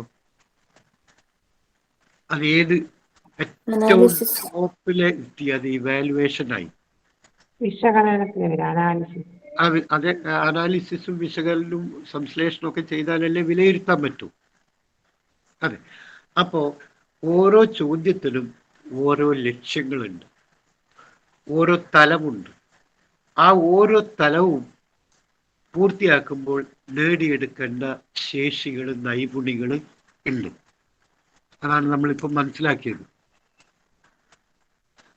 ഇതെന്താ ഇത്? ഈ ചില കാര്യങ്ങൾ സ്ക്രീൻ ഇതാവുന്നുണ്ടല്ലോ. ഓക്കെ, എന്തോ സ്ക്രീനിന് എന്തോ ഒരു. അപ്പോൾ 6 തലങ്ങളുണ്ട്. അപ്പം നിങ്ങൾ ടീച്ചിങ് പ്ലാനിൽ എന്താണ് പാഠാസൂത്രണത്തിൽ രേഖപ്പെടുത്തേണ്ടത്? നിങ്ങൾ കുമാരനാശാന്റെ കവിത വായിക്കുന്നതോടുകൂടി കുട്ടികൾക്ക് കുമാരനാശാനെ കുറിച്ചുള്ള ഒരു പ്രാഥമികമായ അറിവ് എന്താണ്? ആധുനിക മലയാള കവിത്രയത്തിലെ നവോത്ഥാന കവികളിൽ പ്രധാനപ്പെട്ട ഒരാളാണ് കുമാരനാശാൻ. ഇനി അദ്ദേഹത്തിന്റെ ദുരവസ്ഥ എന്നുള്ള കവിത, കരുണ എന്നുള്ള കവിത വായിച്ചു കൊടുക്കുന്നതോടുകൂടി, അല്ലെങ്കിൽ വൈലോപ്പള്ളിയുടെ മാമ്പഴമാണെങ്കിൽ എന്തായാലും ആ കവിതയുടെ ഒരു പൊതു സന്ദേശം ഉണ്ടാവും. ആ സന്ദേശത്തെക്കുറിച്ച് നിങ്ങൾ ആദ്യമായിട്ട് വിവരിക്കും. അത് നിങ്ങളുടെ പ്രക്രിയയുടെ ഭാഗമാണ്. ഓക്കെ, ആ പ്രക്രിയയുടെ ഭാഗത്ത് നിന്ന് ഉദ്ദേശങ്ങളിലേക്ക്, കുട്ടികളുടെ നിങ്ങൾ എന്താ ഉദ്ദേശിക്കുന്ന കുട്ടികളോട്? കുമാരനാശാന്റെ ദുരവസ്ഥയോ ചണ്ടാല വിഷയോ കരുണയോ ആണെങ്കിൽ ജാതി വ്യവസ്ഥക്കെതിരായിട്ടോ സ്നേഹമെന്ന അഖില ലോക കാര്യങ്ങളെ കുറിച്ചോ ഒരു ഏകദേശ ധാരണ കുട്ടികളിൽ ഉണ്ടാക്കാൻ ഇതാക്കുന്നു. അങ്ങനെ നിങ്ങൾ കുമാരനാശാന്റെ കവിത വായിക്കുന്നു, അതിൻ്റെ അർത്ഥം ചൊല്ലിക്കൊടുക്കുന്നു, അതിലെ പ്രധാനപ്പെട്ട പ്രയോഗങ്ങൾ, ശൈലികൾ എഴുതി വെക്കാൻ കുട്ടികളോട് പറയുന്നു. പിന്നെ സമാനമായിട്ടുള്ള ഏതെങ്കിലും കവിതയുമായിട്ടുള്ള ഒരു താരതമ്യം കുട്ടികൾക്ക് പഠിക്കാൻ ഇതാക്കുക. കുമാരനാശാന്റെ കാലഘട്ടത്തിലെ ഇതര കവികളെ കുറിച്ച് കുട്ടികൾക്ക് മനസ്സിലാക്കി കൊടുക്കുക. ഒടുവിൽ ആ കവിതയെക്കുറിച്ചുള്ള ഒരു വിലയിരുത്തൽ ഉണ്ടാവും. അതാണ് കുട്ടി അവസാനമായിട്ട് പ്രതിഫലന ചിന്താക്രമത്തിൽ ഉൾപ്പെടുത്തിക്കൊണ്ട് പറയുന്നത് കുമാരനാശാന്റെ കരുണയും ദുരവസ്ഥയും തൃപ്തികരമായി വായിച്ച് അർത്ഥം മനസ്സിലാക്കാൻ കുട്ടിക്ക് സാധിച്ചു. ഒപ്പം നേട്ടം എന്താണ്? സമാനമായ ഇതര കവിതകൾ വായിച്ചുകൊണ്ട് ആസ്വാദനക്കുറിപ്പ് തയ്യാറാക്കാനും കുട്ടിക്ക് സാധ്യമായി. ഇതാണ് അന്തിമമായ ലക്ഷ്യമായിട്ട് നമ്മൾ വന്നത്. ഇതൊക്കെ പാഠാസൂത്രണത്തിൽ ഉണ്ടാവണം. വാർഷികാസൂത്രണം, യൂണിറ്റ് ആസൂത്രണം, പാഠാസൂത്രണം. പാഠാസൂത്രണത്തിൽ ശ്രദ്ധിക്കേണ്ട വിഷയങ്ങൾ: സ്കൂളിൻ്റെ പേര്, പ്രധാനാധ്യാപകന്റെ പേര്, പഠിപ്പിക്കുന്ന അധ്യാപകന്റെ പേര്, പഠിപ്പിക്കുന്ന വിഷയം, അതിലെ പ്രകരണം, അതിലെ ഏകകം. ഓക്കെ, വിഷയം മലയാളമാണ്, പക്ഷെ എന്താ പഠിപ്പിക്കുന്നത്? ആശാന്റെ കവിതയാണ്. അത് ഏതാ ഡിവിഷൻ? 7B. എത്ര കുട്ടികൾ? 40 കുട്ടികൾ. Period of time 45 minute. ഇത്ര എഴുതി അടിവരയിടുക, എന്നിട്ടൊരു വരയിടുക. ഇടതുവശത്ത് പ്രക്രിയ, വലതുവശത്ത് ഉദ്ദേശങ്ങൾ. താഴെ പ്രക്രിയയും ഉദ്ദേശവും കഴിഞ്ഞു കഴിഞ്ഞാൽ കുട്ടികളിൽ നിങ്ങൾ വളർത്തിയെടുത്ത മൂല്യങ്ങൾ, മനോഭാവങ്ങൾ. അതിൻ്റെ താഴെ ഒരു വലിയ വരയിട്ടിട്ട് നേട്ടങ്ങൾ, പ്രതിഫലന ചിന്താശേഷി. നേട്ടം, എന്താ നേട്ടം? കുമാരനാശാന്റെ കവിതയും പഠിച്ചു, കവിതയെക്കുറിച്ചുള്ള പൊതു ആസ്വാദനം തയ്യാറാക്കാൻ പറ്റി. ഇതിന്റെ പശ്ചാത്തലത്തിൽ ഇതര കവിതകളുടെ ആസ്വാദനം എളുപ്പമായി കുട്ടിക്ക് തയ്യാറാക്കാനും പറ്റും. അപ്പൊ ഏറ്റവും അവസാനമാണ് നേട്ടങ്ങൾ. നേട്ടങ്ങൾ എന്ന് പറഞ്ഞാൽ പ്രതിഫലന നേട്ടങ്ങളാണ്. ഈ കവിത പഠിച്ചതുകൊണ്ട് ഈ കവിതയെ മാത്രമല്ല നിങ്ങൾ വിഷയം മനസ്സിലാക്കാൻ പറ്റുന്നത്, ഇതര കവിതകളുടെ ആസ്വാദനം കൂടി, ആ ശേഷി കൂടി വളർത്തിയെടുക്കാൻ പറ്റുന്നു. അപ്പൊ ഇതാണ് നമ്മളിപ്പോൾ ചെയ്യേണ്ടത്, പാഠാസൂത്രണം. അപ്പൊ ഇതൊക്കെ ആസൂത്രണം ചെയ്തിട്ടാണ് നിങ്ങൾ ക്ലാസ്സിലേക്ക് വരുന്നത്. ഇപ്പൊ ഞാൻ രണ്ടാമത്തെ ഇതാണ് പറഞ്ഞത്, ഫോർമേറ്റീവ് അസസ്മെന്റ്. അപ്പോൾ ഫോർമേറ്റീവ് അസസ്മെന്റിൽ നിങ്ങൾ ഓരോ മാസവും ഓരോ യൂണിറ്റായി കണക്കൂട്ടുന്നു, എന്നിട്ട് ഒന്നാമത്തെ യൂണിറ്റ് പഠിപ്പിക്കുന്നു, അതിൻ്റെ വിലയിരുത്തൽ നടത്തുന്നു. ഒന്നാമത്തെ യൂണിറ്റ് പഠിപ്പിച്ചു, അതിൻ്റെ വിലയിരുത്തൽ നടത്തി. അപ്പം നിങ്ങൾക്ക് അതിൽ നിന്ന് എന്ത് കാര്യം മനസ്സിലായി? 40 കുട്ടികളുള്ള ക്ലാസ്സിൽ 38 കുട്ടികളും ശരാശരിയോ ഉയർന്ന നിലവാരമോ പുലർത്തി, 2 കുട്ടികൾ ശരാശരിയോ അതിന് താഴെയുള്ള നിലവാരമോ പുലർത്തി. ഇങ്ങനെ ഒരു സംഭവം നിങ്ങളുടെ മുന്നിൽ വരാം. ഇനി വേറെന്ത് മുന്നിൽ വരാം? 40 കുട്ടികളുടെ ക്ലാസ്സിൽ 18 കുട്ടികൾ ഉയർന്ന നിലവാരം പുലർത്തി, എന്നാൽ 22 കുട്ടികൾ ശരാശരിയിലും താഴ്ന്ന പ്രകടനം മാത്രമേ കാഴ്ചവെച്ചുള്ളൂ. ഈ 2 സന്ദർഭവും നിങ്ങൾക്ക് ഒരു ഹൈപ്പോത്തിസിസ് ആയിട്ട് എടുക്കാം, ഒരു സാങ്കല്പിക പരികൽപ്പനയായി എടുക്കാം. ഒന്ന്, സിനാരിയോ നമ്പർ 1, 40-ൽ 38 കുട്ടികളും വിജയകരമായി നല്ല നിലവാരം പുലർത്തി യൂണിറ്റ് ടെസ്റ്റിൽ. സിനാരിയോ നമ്പർ 2, 18 കുട്ടികളെ നല്ല നിലവാരം പുലർത്തിയുള്ളൂ, 22 കുട്ടികൾ മോശം നിലവാരം പുലർത്തി. ഇതിൽ നിന്ന് അധ്യാപകന് ഒരു കാര്യം മനസ്സിലാക്കാം, നിങ്ങൾക്ക് മനസ്സിലാക്കാം. എന്ത്? ആദ്യത്തെ സന്ദർഭത്തിൽ 3 കാര്യമാണ് ക്ലാസ്സിൽ നടക്കുന്നത്. ഒന്ന്, ബോധന രീതി, അതായത് പഠനാനുഭവങ്ങൾ, ലേണിംഗ് എക്സ്പീരിയൻസ് കുട്ടികളിലേക്ക് പകർന്നു കൊടുക്കുന്ന, അതിനെ അധ്യാപകർ സ്വീകരിക്കുന്ന രീതി. പഠനത്തിൽ 3 കാര്യങ്ങൾ ശ്രദ്ധിക്കണം. ഒന്ന്, പഠിതാവ്. 2, പഠനാനുഭവങ്ങൾ. 3, പഠന സാഹചര്യം. ഇതൊക്കെ നിങ്ങൾ ഉത്തരം പറയുമ്പോൾ എവിടെയെങ്കിലും കയറ്റണം കേട്ടോ, ഈ വാക്കുകളൊക്കെ വേറൊന്നും ചോദ്യത്തിന്. അപ്പോൾ വരുമ്പോൾ ഈ ഉത്തരങ്ങൾ എവിടെയെങ്കിലും കയറ്റണം. അപ്പോൾ ആലോചിച്ച് നോക്കണം. ഇപ്പോൾ ആലോചന വളരെ ഇമ്പോർട്ടൻ്റ് ആണ്. അപ്പോൾ പഠനത്തിൽ നമ്മൾ ശ്രദ്ധിക്കേണ്ടത്, what are the determinants of learning. പഠനത്തിൻ്റെ നിയാമക ഘടകങ്ങൾ: learner, learning experience, learning situation. ഈ 3 മനസ്സിലാക്കാണ്ട് ഒന്നും മനസ്സിലാക്കാൻ പറ്റില്ല. പഠിതാവിനെ മനസ്സിലാക്കുക, പഠനാനുഭവം എന്ന് വെച്ചാൽ പാഠഭാഗത്ത് പറഞ്ഞിരിക്കുന്ന കാര്യങ്ങളെ അധ്യാപകൻ കുട്ടികളിലേക്ക് എത്തിക്കുന്നതിന് പ്രയോഗിക്കുന്ന മാർഗങ്ങൾ, പഠനാനുഭവങ്ങൾ. പിന്നെ പഠന സാഹചര്യങ്ങളിലാണ് ടീച്ചിങ് എയ്ഡ്സ് കാര്യങ്ങളൊക്കെ ഉപയോഗിക്കുന്നത്.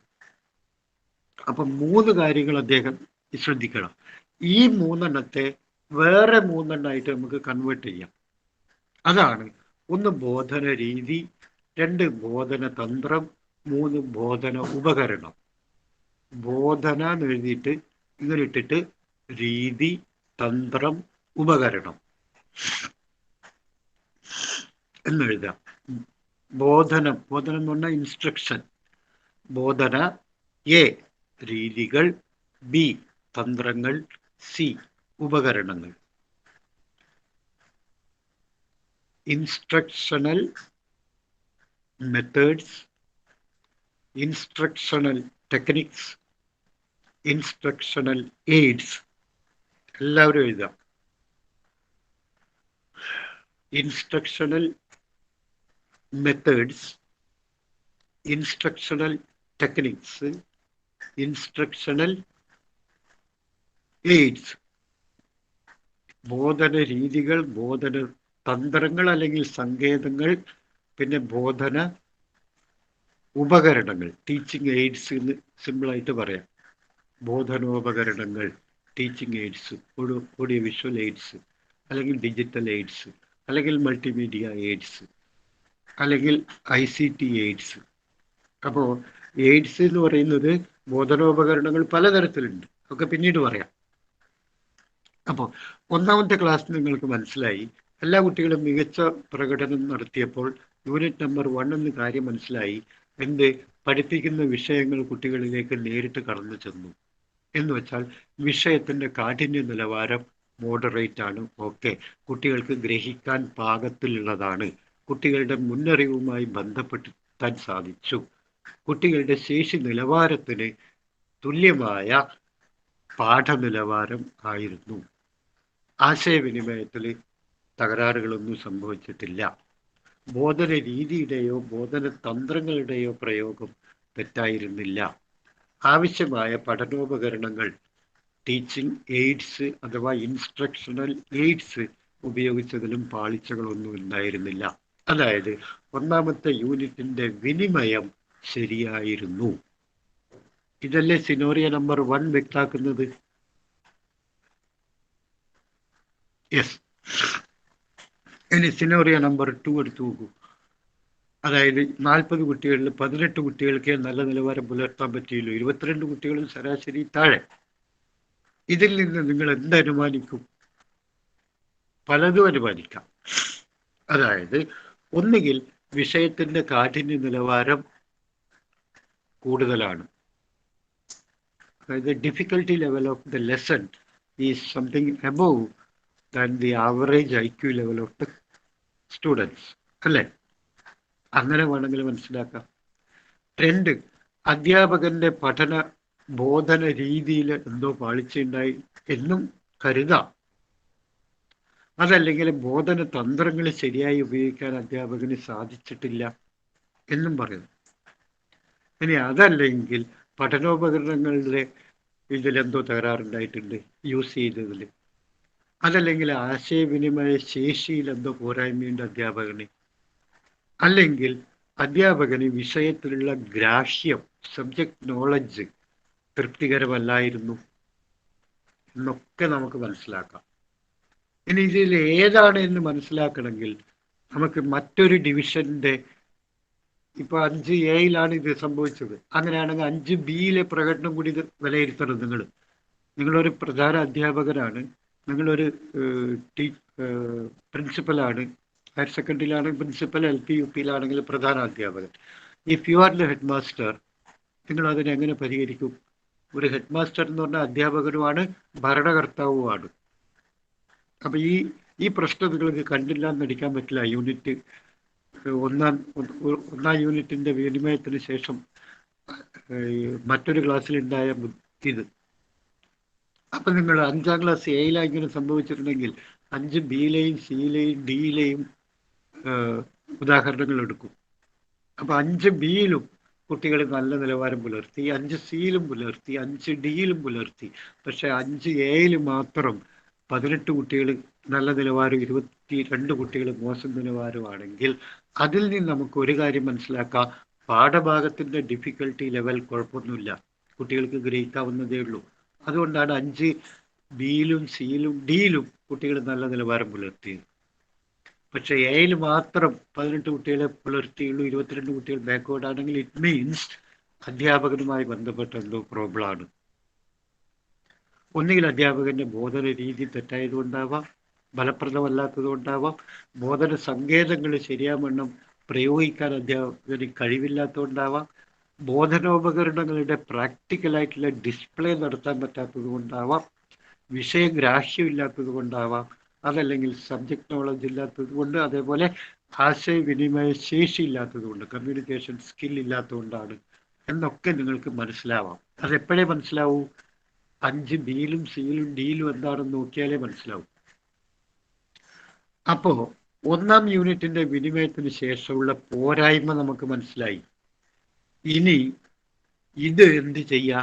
ഈ പോരായ്മ നികത്തിക്കൊണ്ട് രണ്ടാം യൂണിറ്റിന്റെ ട്രാൻസാക്ഷൻ, വിനിമയം, ബോധനം എളുപ്പമാക്കാൻ പറ്റും. അപ്പോൾ ഒന്നാം യൂണിറ്റിലെ വീഴ്ച കണ്ടറിഞ്ഞ് പരിഹരിച്ചുകൊണ്ട് പുതിയ ബോധന രീതികളും തന്ത്രങ്ങളും ആവിഷ്കരിക്കാൻ രണ്ടാം യൂണിറ്റിന്റെ ബോധനത്തിൽ നമ്മളെ സഹായിക്കുന്നു. ഇതാണ് എന്ത് മൂല്യനിർണ്ണയനം? കണ്ടിന്യൂസ് ആയിട്ട് നിലനിർത്തും. ഇനി രണ്ടാം യൂണിറ്റിൽ ആ അധ്യാപകൻ സ്വയം കാര്യങ്ങളൊക്കെ മനസ്സിലാക്കി, നന്നായി പഠിച്ചു, നല്ല ആശയവിനിമയ ശേഷി ഉണ്ടാക്കി, പിന്നെ നല്ല ബോധന രീതികൾ പ്രയോഗിച്ചു, നല്ല ബോധന തന്ത്രങ്ങൾ ഉപയോഗിച്ചു, നല്ല ബോധനോപകരണങ്ങളെ ഫലവത്തായി കാണിച്ചു കൊടുത്തു. അങ്ങനെ രണ്ടാം യൂണിറ്റിന്റെ ബോധനം മെച്ചപ്പെടുത്തി. ഇനി രണ്ടാം യൂണിറ്റിന്റെ വിനിമയം കഴിഞ്ഞതിന് ശേഷം അത് വിശകലനം ചെയ്ത് ഇനി എന്തെങ്കിലും പോരായ്മയുണ്ടെങ്കിൽ അത് മൂന്നാം യൂണിറ്റിൽ പരിഹരിക്കാനുള്ള അവസരമുണ്ട്. അങ്ങനെ 9 യൂണിറ്റ് പഠിപ്പിച്ചതിന് ശേഷം അവസാനത്തെ 10ാമത്തെ യൂണിറ്റ് പഠിപ്പിക്കുന്നു മാർച്ച് മാസം ആകുമ്പോഴേ. അങ്ങനെ ഒരു 200 ദിവസത്തിനുള്ളിൽ 10 മാസത്തിനുള്ളിൽ 10 യൂണിറ്റിന്റെ വിനിമയം, 10 യൂണിറ്റിന്റെ വിശകലനം, പോരായ്മകളുടെ തിരുത്തൽ, പുതിയ ബോധന രീതികളും പുതിയ പരിഹാര ബോധനവും തുടർന്നുള്ള യൂണിറ്റുകളിൽ ചെയ്യാനുള്ള അവസരം. ഇതൊക്കെയാണ് കണ്ടിന്യൂസ് ആൻഡ് കോംപ്രിഹെൻസീവ് ഇവാലുവേഷനിൽ നമുക്ക് ലഭിക്കുന്നത്, അല്ലേ? ആണോ അല്ലയോ? ആണ്. എന്തൊന്നും പറയാത്തത്? അപ്പോ പുതിയ മൂല്യനിർണ്ണയന രീതിയെ നമ്മൾ വിളിക്കുന്നത് കണ്ടിന്യൂസ് ആൻഡ് കോംപ്രിഹെൻസീവ് ഇവാലുവേഷൻ എന്നാണ്. CCE, continuous and comprehensive evaluation. നിരന്തരവും സമഗ്രവുമായ മൂല്യനിർണ്ണയനം. ഓക്കെ. ഇനി നിങ്ങളോട് ഇന്റർവ്യൂവിൽ ചോദിക്കുന്നത് ഒരു ചോദ്യം, സിമ്പിൾ ഇത്രേ ചോദിക്കുന്നു: എന്താണ് നിരന്തരവും സമഗ്രവുമായ മൂല്യനിർണ്ണയനം? ഒന്ന് വിശദീകരിക്കാമോ എന്ന് പറഞ്ഞാൽ അതിൻ്റെ ഉത്തരം വളരെ ഷോർട്ടായിട്ട് ഇങ്ങനെ പറയണം. ഒന്ന്, നമ്മൾ പഴയ ആത്യന്തിക മൂല്യനിർണ്ണയ രീതിയിൽ നിന്നും ഇപ്പോൾ സംരചനാ മൂല്യനിർണ്ണയന രീതിയിലേക്കാണ് മാറിയിരിക്കുന്നത്. ഇവിടെ ഒരു വർഷത്തിലെ പാഠാസൂത്രണം ചെയ്യുമ്പോൾ അതിനെ പല യൂണിറ്റുകളാക്കി തിരിക്കുകയും ഓരോ യൂണിറ്റിൻ്റെയും വിനിമയത്തിന് ശേഷം ഒരു യൂണിറ്റ് പരീക്ഷ നടത്തുകയും ആ പരീക്ഷയിൽ നിന്നുള്ള വിശകലനം നടത്തിയതിനു ശേഷം രണ്ടാം യൂണിറ്റ് തൃപ്തികരമായി ആവിഷ്കരിക്കുകയും പോരായ്മകൾ തിരുത്തുകയും പിന്നെ രണ്ടാം യൂണിറ്റിൻ്റെ വിവരവിനിമയവും വിശകലനവും നടത്തിയതിനു ശേഷം മൂന്നാം യൂണിറ്റ് കൂടുതൽ മെച്ചപ്പെട്ട രീതിയിൽ നമ്മൾ ആവിഷ്കരിക്കാനും പറ്റും. അങ്ങനെ ബോധനത്തിലും തുടർബോധനത്തിലും പരിഹാര ബോധനത്തിലും ഊന്നൽ നൽകാൻ സഹായിക്കുന്ന വിധം നിരന്തരവും സമഗ്രവുമായ മൂല്യനിർണ്ണയനമാണ് CCE എന്നതുകൊണ്ട് ഉദ്ദേശിക്കുന്നത്. ഇത് കുട്ടികളുടെ വിലയിരുത്തൽ മാത്രമല്ല, അധ്യാപകന്റെ കൂടി വിലയിരുത്തലാണ്. ഇനി ഇന്റർവ്യൂവിന് ചോദിക്കുന്ന ചോദ്യം ഞാനൊന്ന് പറയാം. കണ്ടിന്യൂസ് ആൻഡ് കോംപ്രിഹെൻസീവ് ഇവാലുവേഷൻ കേവലം കുട്ടികളുടെ വിലയിരുത്തൽ മാത്രമല്ല, അത് അധ്യാപകന്റെ കൂടി വിലയിരുത്തലാണ് എന്ന് പറയുന്നുണ്ടല്ലോ. ഒന്ന് വിശദമാക്കാമോ? ഇതാണ് ചോദ്യം. അങ്ങനെയാണെങ്കിൽ എങ്ങനെ ഉത്തരം പറയും? നമുക്കറിയാം, ഒന്നാം യൂണിറ്റിന്റെ വിനിമയത്തിന് ശേഷം പോരായ്മകൾ ഉണ്ടെങ്കിൽ അത് തിരുത്താനുള്ള അവസരം ആർക്കുണ്ട്? അധ്യാപകനുണ്ട്. അതാ നമ്മൾ പറഞ്ഞ 5 ABCD 4 ഡിവിഷൻ ഉണ്ടെങ്കിൽ 5 എയിലും ബിയിലും സിയിലും കുട്ടികൾ മികച്ച നിലവാരം പുലർത്തി, ഡിയിൽ താഴ്ന്നതാണെങ്കിൽ ഡിയിലെ അധ്യാപകനുമായി ബന്ധപ്പെട്ട എന്തോ പ്രോബ്ലം ആണെന്ന് നമുക്ക് മനസ്സിലാക്കാം. അപ്പൊ അത് ആ അധ്യാപകനെ വിളിച്ചു വരുത്തി തിരുത്തിക്കാൻ ഹെഡ് മാസ്റ്റർക്ക് അവസരമുണ്ട്, അല്ലെങ്കിൽ അധ്യാപകന് സ്വയം തിരുത്താനുള്ള അവസരമുണ്ട്. അപ്പൊ നമുക്ക് അതിൽ മനസ്സിലാക്കാം എന്ത്? സമഗ്രവും നിരന്തരവുമായ മൂല്യനിർണ്ണയനം എന്ന് പറയുന്നത് കേവലം കുട്ടികളുടെ മൂല്യനിർണ്ണയനം മാത്രമല്ല, അത് അധ്യാപകന്റെ മൂല്യനിർണ്ണയനത്തിന് കൂടി ഉപകരിക്കുന്നു. അധ്യാപനം മെച്ചപ്പെടുത്താൻ വേണ്ടി ഉപകരിക്കുന്ന ഒരു മൂല്യനിർണ്ണയനം കൂടിയാണത്. അതുകൊണ്ടാണ് ഈ ഫോർമേറ്റീവ് അസസ്മെന്റിന് എപ്പോഴും പറയുന്നത് it is assessment for learning എന്നാണ്. നമുക്ക് ഈ ഭാഗം കൂടി ഒന്ന് പൂർത്തിയാക്കിയതിനു ശേഷം ഒരു 5 മിനിറ്റ് ബ്രേക്ക് ചെയ്യാം. അതായത് 3 തരത്തിലുള്ള അസസ്മെന്റ് ഉണ്ട്. എപ്പോഴും എഴുതുക assessment of learning, B assessment for learning, അടുത്തത് assessment as learning. Assessment learning എഴുതുക, എന്നിട്ട് നടുക്ക് of learning, for learning, as learning. Assessment of learning ആരെങ്കിലും ഇവിടെ എഴുതി കാണിക്ക്. Assessment of learning, assessment for learning, പിന്നെ അസസ്മെന്റ് ആസ് ലേണിംഗ്. എഴുതി കാണിക്ക്. അസസ്മെന്റ് ഓഫ്, ഫോർ, ആസ് എന്ന് എഴുതിയാൽ മതി. അസസ്മെന്റും ലേണിംഗും ഒരേപോലെ തന്നെയാണ്. അസസ്മെന്റ് ഓഫ് ലേണിംഗ് കേൾക്കുന്നില്ലേ? ഒന്ന് എഴുതി കാണിക്ക്, ടൈപ്പ് ചെയ്ത് കാണിക്ക്. അസസ്മെന്റ് ഓഫ് എന്ന് മതി, ഓഫ് എന്ന് എഴുതിയാൽ മതി. ഓക്കെ. ഇനി റീനു രാജ് എഴുതിയിട്ടുണ്ട്. ആ ഓഫ് എന്നുള്ളടുത്ത് ഇനി മാറ്റുക. അസസ്മെന്റ് ഓഫ് ലേണിംഗ്, രണ്ടാമത്തത് അസസ്മെന്റ് ഫോർ ലേണിംഗ്, മൂന്നാമത്തത് assessment as learning. S. Okay. ഇനി ഇത് മൂന്നും നിർബന്ധമായിട്ടും പരീക്ഷയ്ക്ക് ചോദിക്കുക. ഇങ്ങനെ എഴുതി സരണ്യ എഴുതിയാണ് ശരി. Assessment of learning, for learning, as learning. അതായത് അസസ്മെന്റ് ഓഫ് ലേണിംഗ് എന്ന് വെച്ചാൽ പഠനത്തിന്റെ വിലയിരുത്തൽ. അസസ്മെന്റ് ഫോർ ലേണിംഗ് എന്ന് വെച്ചാൽ പഠനത്തിന് വേണ്ടി ഉള്ള വിലയിരുത്തൽ. അസസ്മെന്റ് ആസ് ലേണിംഗ് എന്ന് വെച്ചാൽ പഠനം തന്നെ വിലയിരുത്തൽ. വളരെ ആത്മവിശ്വാസത്തോടുകൂടി ഉറപ്പിച്ച് പറയും. പഠനത്തിന്റെ വിലയിരുത്തൽ, പഠനത്തിന് വേണ്ടിയുള്ള വിലയിരുത്തൽ, പഠനം തന്നെ വിലയിരുത്തൽ. പഠനത്തിന്റെ വിലയിരുത്തൽ, പഠനത്തിന് വേണ്ടിയുള്ള വിലയിരുത്തൽ, പഠനത്തിന്റെ വിലയിരുത്തൽ, പഠനത്തിന് വേണ്ടിയുള്ള വിലയിരുത്തൽ, പഠനം തന്നെ. ഇനി ഞാൻ ഒരു ഉദാഹരണത്തിൽ കൂടി പെട്ടെന്ന് പറയാം. സമ്മേറ്റീവ് അസസ്മെന്റ് എന്ന് പറഞ്ഞാൽ പഠനത്തിന്റെ വിലയിരുത്തലാണ്. ആത്യന്തിക മൂല്യനിർണ്ണയനം പഠനത്തിന്റെ വിലയിരുത്തലാണ്. അതായത് എല്ലാം പൂർത്തിയായതിനു ശേഷം അവസാനം നടത്തുന്ന ആത്യന്തിക വാർഷിക മൂല്യനിർണ്ണയനം, വർഷാന്ത പരീക്ഷ എന്ന് പറയുന്നത് what the student has made or achieved, പഠനം എന്ത് നേടി എന്നുള്ള വിലയിരുത്തലാണ്. അത് പഠനത്തിന്റെ വിലയിരുത്തലാണ്. എന്നാൽ നിലവിൽ ഒരു ജലദോഷമുണ്ട്. എന്നാൽ രണ്ടാമത്തത് എന്താണ്?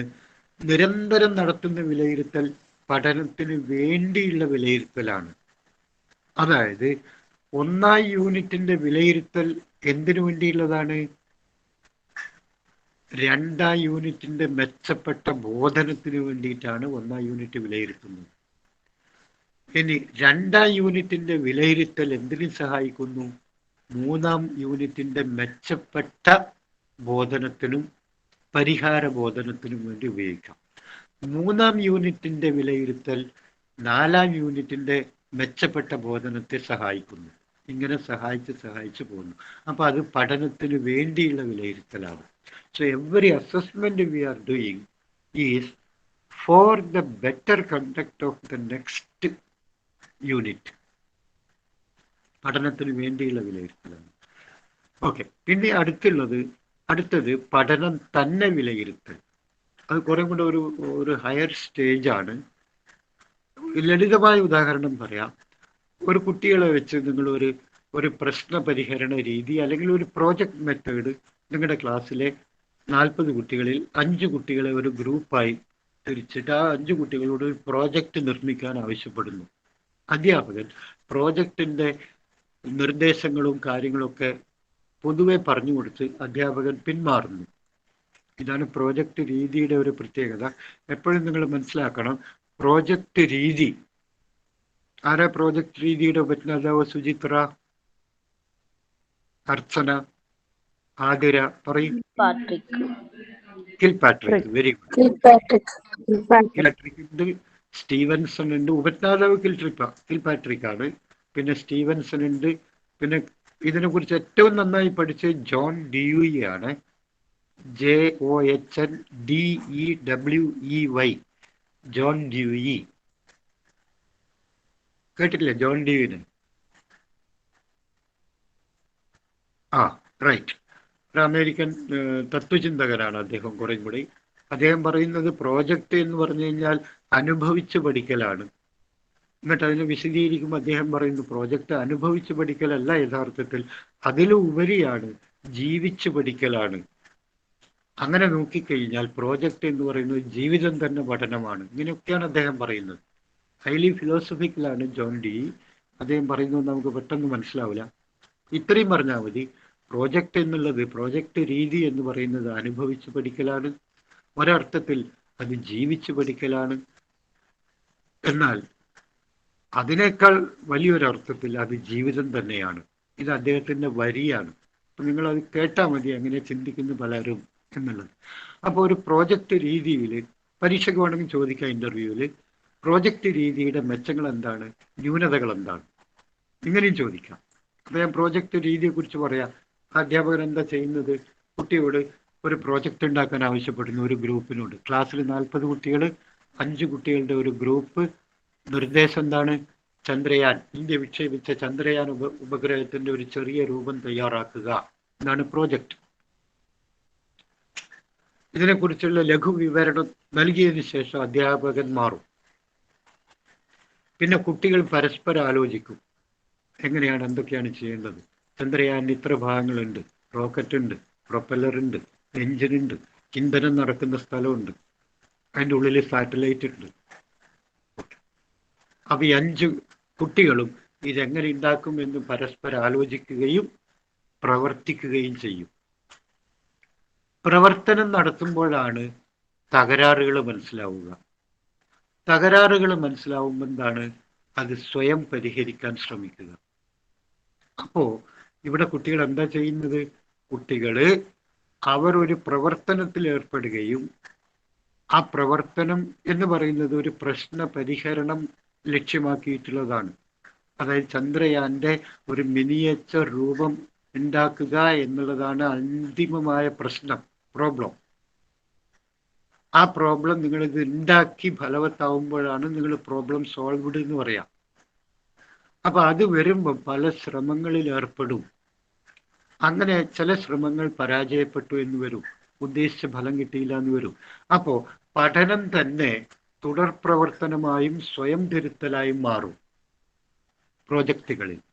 അപ്പോൾ ഒരു കുട്ടി അവൻ്റെ വിദ്യാഭ്യാസ നേട്ടങ്ങൾ സ്വയം മനസ്സിലാക്കുകയും സ്വയം തിരുത്തുകയും ചെയ്ത് മുന്നേറുന്ന രീതി, അങ്ങനെയുള്ള ഒരു വിലയിരുത്തലിനെയാണ് നമ്മൾ അസസ്മെന്റ് ആസ് ലേണിംഗ് എന്ന് പറയുന്നത്. പഠനം തന്നെ വിലയിരുത്തലായി മാറുകയാണ്. അതായത് പഠനത്തിൽ വരുന്ന തെറ്റുകൾ വിലയിരുത്തിക്കൊണ്ട് ആ തെറ്റുകൾ പരിഹരിച്ച് ശരിയാക്കി മാറ്റുന്നു. അപ്പൊ വിലയിരുത്തലിന് ഒരു വേറെ ഘട്ടമില്ല, പഠനം തന്നെ വിലയിരുത്തലായി മാറുന്നു. അപ്പൊ പരീക്ഷകളോട് ചോദിക്കും ഇന്റർവ്യൂവിന്, പഠനം തന്നെ വിലയിരുത്തൽ എന്നുള്ളതിന് ക്ലാസ് റൂമിൽ നാം സ്വീകരിക്കുന്ന ഒരു പ്രായോഗിക മാർഗം പറയാമോ? അപ്പൊ പറയാം സർ, നമ്മളിപ്പോൾ ക്ലാസ് മുറിയിൽ സ്വീകരിച്ചു വരുന്ന പ്രോജക്റ്റ് മെത്തേഡ് ഒരർത്ഥത്തിൽ അസസ്മെന്റ് ആസ് ലേണിംഗ് ആണ് എന്ന് പറയാം. അല്ലെങ്കിൽ വേറൊരു ഉദാഹരണം പറയാം, അതിന് മാർക്ക് നല്ലോണം കിട്ടുന്ന ഒരു ഉദാഹരണം പറയാം. സർ, കൊറോണയുടെ മേഖലയിൽ, കോവിഡിന്റെ മേഖലയിൽ ഇന്ന് ലോകത്ത് നടത്തുന്ന പഠനം എൻ്റെ അഭിപ്രായത്തിൽ അസസ്മെന്റ് ആസ് ലേണിംഗ് ആണ്. പഠനം തന്നെയാണ് വിലയിരുത്തൽ. അതുകൊണ്ടാണ് ഓരോ പഠനവും നമുക്ക് പല വീഴ്ചകളും തെറ്റുകളും മനസ്സിലാക്കുന്നു. അപ്പൊ നമ്മൾ തിരുത്തുന്നു. ഞാൻ പറയുന്ന റിസർച്ചിലും ചികിത്സയിലും ഒക്കെ ആദ്യം പറഞ്ഞു എന്ത്, കോവിഷീൽഡ് എടുത്ത ആൾക്ക് കോവാക്സിൻ എടുക്കാൻ പറ്റില്ല, കോവിഷീൽഡ് എടുത്ത ആൾ കോവിഷീൽഡ് തന്നെ എടുക്കണം. ആദ്യം പറഞ്ഞു 4 ആഴ്ച കഴിഞ്ഞാൽ എടുത്താൽ ഉത്തമമാണെന്ന്. ആദ്യത്തെ ഡോസ് എടുത്ത് 2 ആഴ്ച കഴിഞ്ഞ് 4 ആഴ്ച കഴിഞ്ഞ് 2ാം ഡോസ് എടുത്താൽ ഫലവത്താകുന്നു. പിന്നെ പറഞ്ഞു അതിനേക്കാൾ നല്ലത് 1 മാസം കഴിഞ്ഞെടുക്കുന്നതാണെന്ന്. 2 മാസം കഴിഞ്ഞ് 8 ആഴ്ച കഴിഞ്ഞെടുത്താലാണ് കൂടുതൽ ഇഫക്റ്റീവ്. പിന്നെ പറഞ്ഞു, ഇത്രേ പറഞ്ഞ ബിനു അർച്ചന, 84 ദിവസം കഴിഞ്ഞെടുക്കുമ്പോഴാണ് അതിനേക്കാൾ ഫലപ്രദം. ഇതെങ്ങനെ മാറി? 4 ആഴ്ച, 8 ആഴ്ച, 12 ആഴ്ചയൊക്കെ എങ്ങനെയായി? ഉത്തരം പറയും. ആദ്യം 4 ആഴ്ച എന്നുള്ളത് പിന്നെ 8 ആഴ്ചയും പിന്നെ 12 ആഴ്ചയായത് ഈ ആദ്യം വിലയിരുത്തൽ എടുത്ത ആളുകൾ വിലയിരുത്തി നടത്തി. ചെയ്തുകൊണ്ടിരിക്കുമ്പോഴാണല്ലോ ഇതിന്റെ പഠനം തന്നെ വിലയിരുത്തലായി മാറുകയും ആദ്യത്തേത് തിരുത്തുകയും രണ്ടാമത്തേത് തിരുത്തി മുന്നേറുകയും ഒക്കെ ചെയ്യാനുള്ള അവസരം കിട്ടുന്നില്ലേ? സർ ഇതൊരു ആത്മവിശ്വാസം ഇല്ലാത്ത പോലെ. അപ്പൊ കോവിഡിനെ അതെ കുറിച്ചുള്ള സർ. ഇപ്പൊ ലോകത്ത് നടക്കുന്ന പഠന അസസ്മെന്റ് ഏസ് ലേണിംഗ് എന്നാണ് സർ എൻ്റെ അഭിപ്രായം എന്ന് പറയണം. അപ്പൊ മനസ്സിലായി നിങ്ങൾക്ക് കറണ്ട് ആയിട്ടുള്ള നോളജും അറിയാം, വിദ്യാഭ്യാസത്തെ കുറിച്ചും അറിയാം, അസസ്മെന്റിനെ കുറിച്ചും ലേണിങ്ങിനെ കുറിച്ചും. പിന്നെയോ മികച്ച ഉദാഹരണങ്ങൾ തിരഞ്ഞെടുത്ത് പറയാനുള്ള കഴിവ് നിങ്ങൾക്ക് ഉണ്ടെന്ന് മനസ്സിലാവും.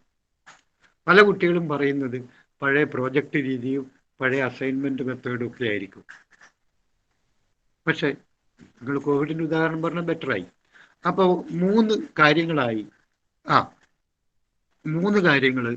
ആദ്യം കോവിഷീൽഡ് എടുത്ത ആൾ ഇപ്പൊ പറയാനും കോവിഷീൽഡും കോവാക്സിനും മിക്സ് ചെയ്ത് കൊടുത്താലും പ്രശ്നമൊന്നുമില്ല. ഇതെങ്ങനെ നമുക്ക് ബോധ്യം വിട്ടു? പഠനത്തോടൊപ്പം വിലയിരുത്തി മുന്നേറിയത് കൊണ്ടാണ് ബോധ്യപ്പെട്ടത്. ഓക്കെ, അപ്പൊ 3 വിലയിരുത്തൽ രീതി: അസസ്മെന്റ്, വിലയിരുത്തൽ മാർഗങ്ങൾ, അസസ്മെന്റ് ഓഫ്, പിന്നെ അസസ്മെന്റ് ഫോർ, പിന്നെ അസസ്മെന്റ് എസ്. ഇനി നമുക്ക് ഒരു കാര്യം ചെയ്യാം, ഒരു 3-4 മിനിറ്റ് ഒന്ന് ബ്രേക്ക് ചെയ്യാം. ഇനി നമുക്ക് 2 കാര്യങ്ങൾ ഇതുമായി ബന്ധപ്പെട്ട് പറയാനുണ്ട്. ഒന്ന് മാർക്കിങ്ങും ഗ്രേഡിങ്ങും, മറ്റൊന്ന് മെഷർമെന്റും ഇവാലുവേഷനും. അപ്പോൾ 3-4 മിനിറ്റ് ബ്രേക്കിന് ശേഷം 5 മിനിറ്റ് എടുത്തോളൂ. ആ ബ്രേക്കിന് ശേഷം നമ്മൾ പറയാൻ പോകുന്നത് 4 കാര്യമാണ്: measurement, evaluation, marking, grading. Okay, so B prepare for that. വീട്ടിലാണെങ്കിൽ ഒരു ചെറിയ ചായ ഒക്കെ കുടിച്ചോളൂ. ഓക്കെ, ശരിയേ? ഓക്കെ.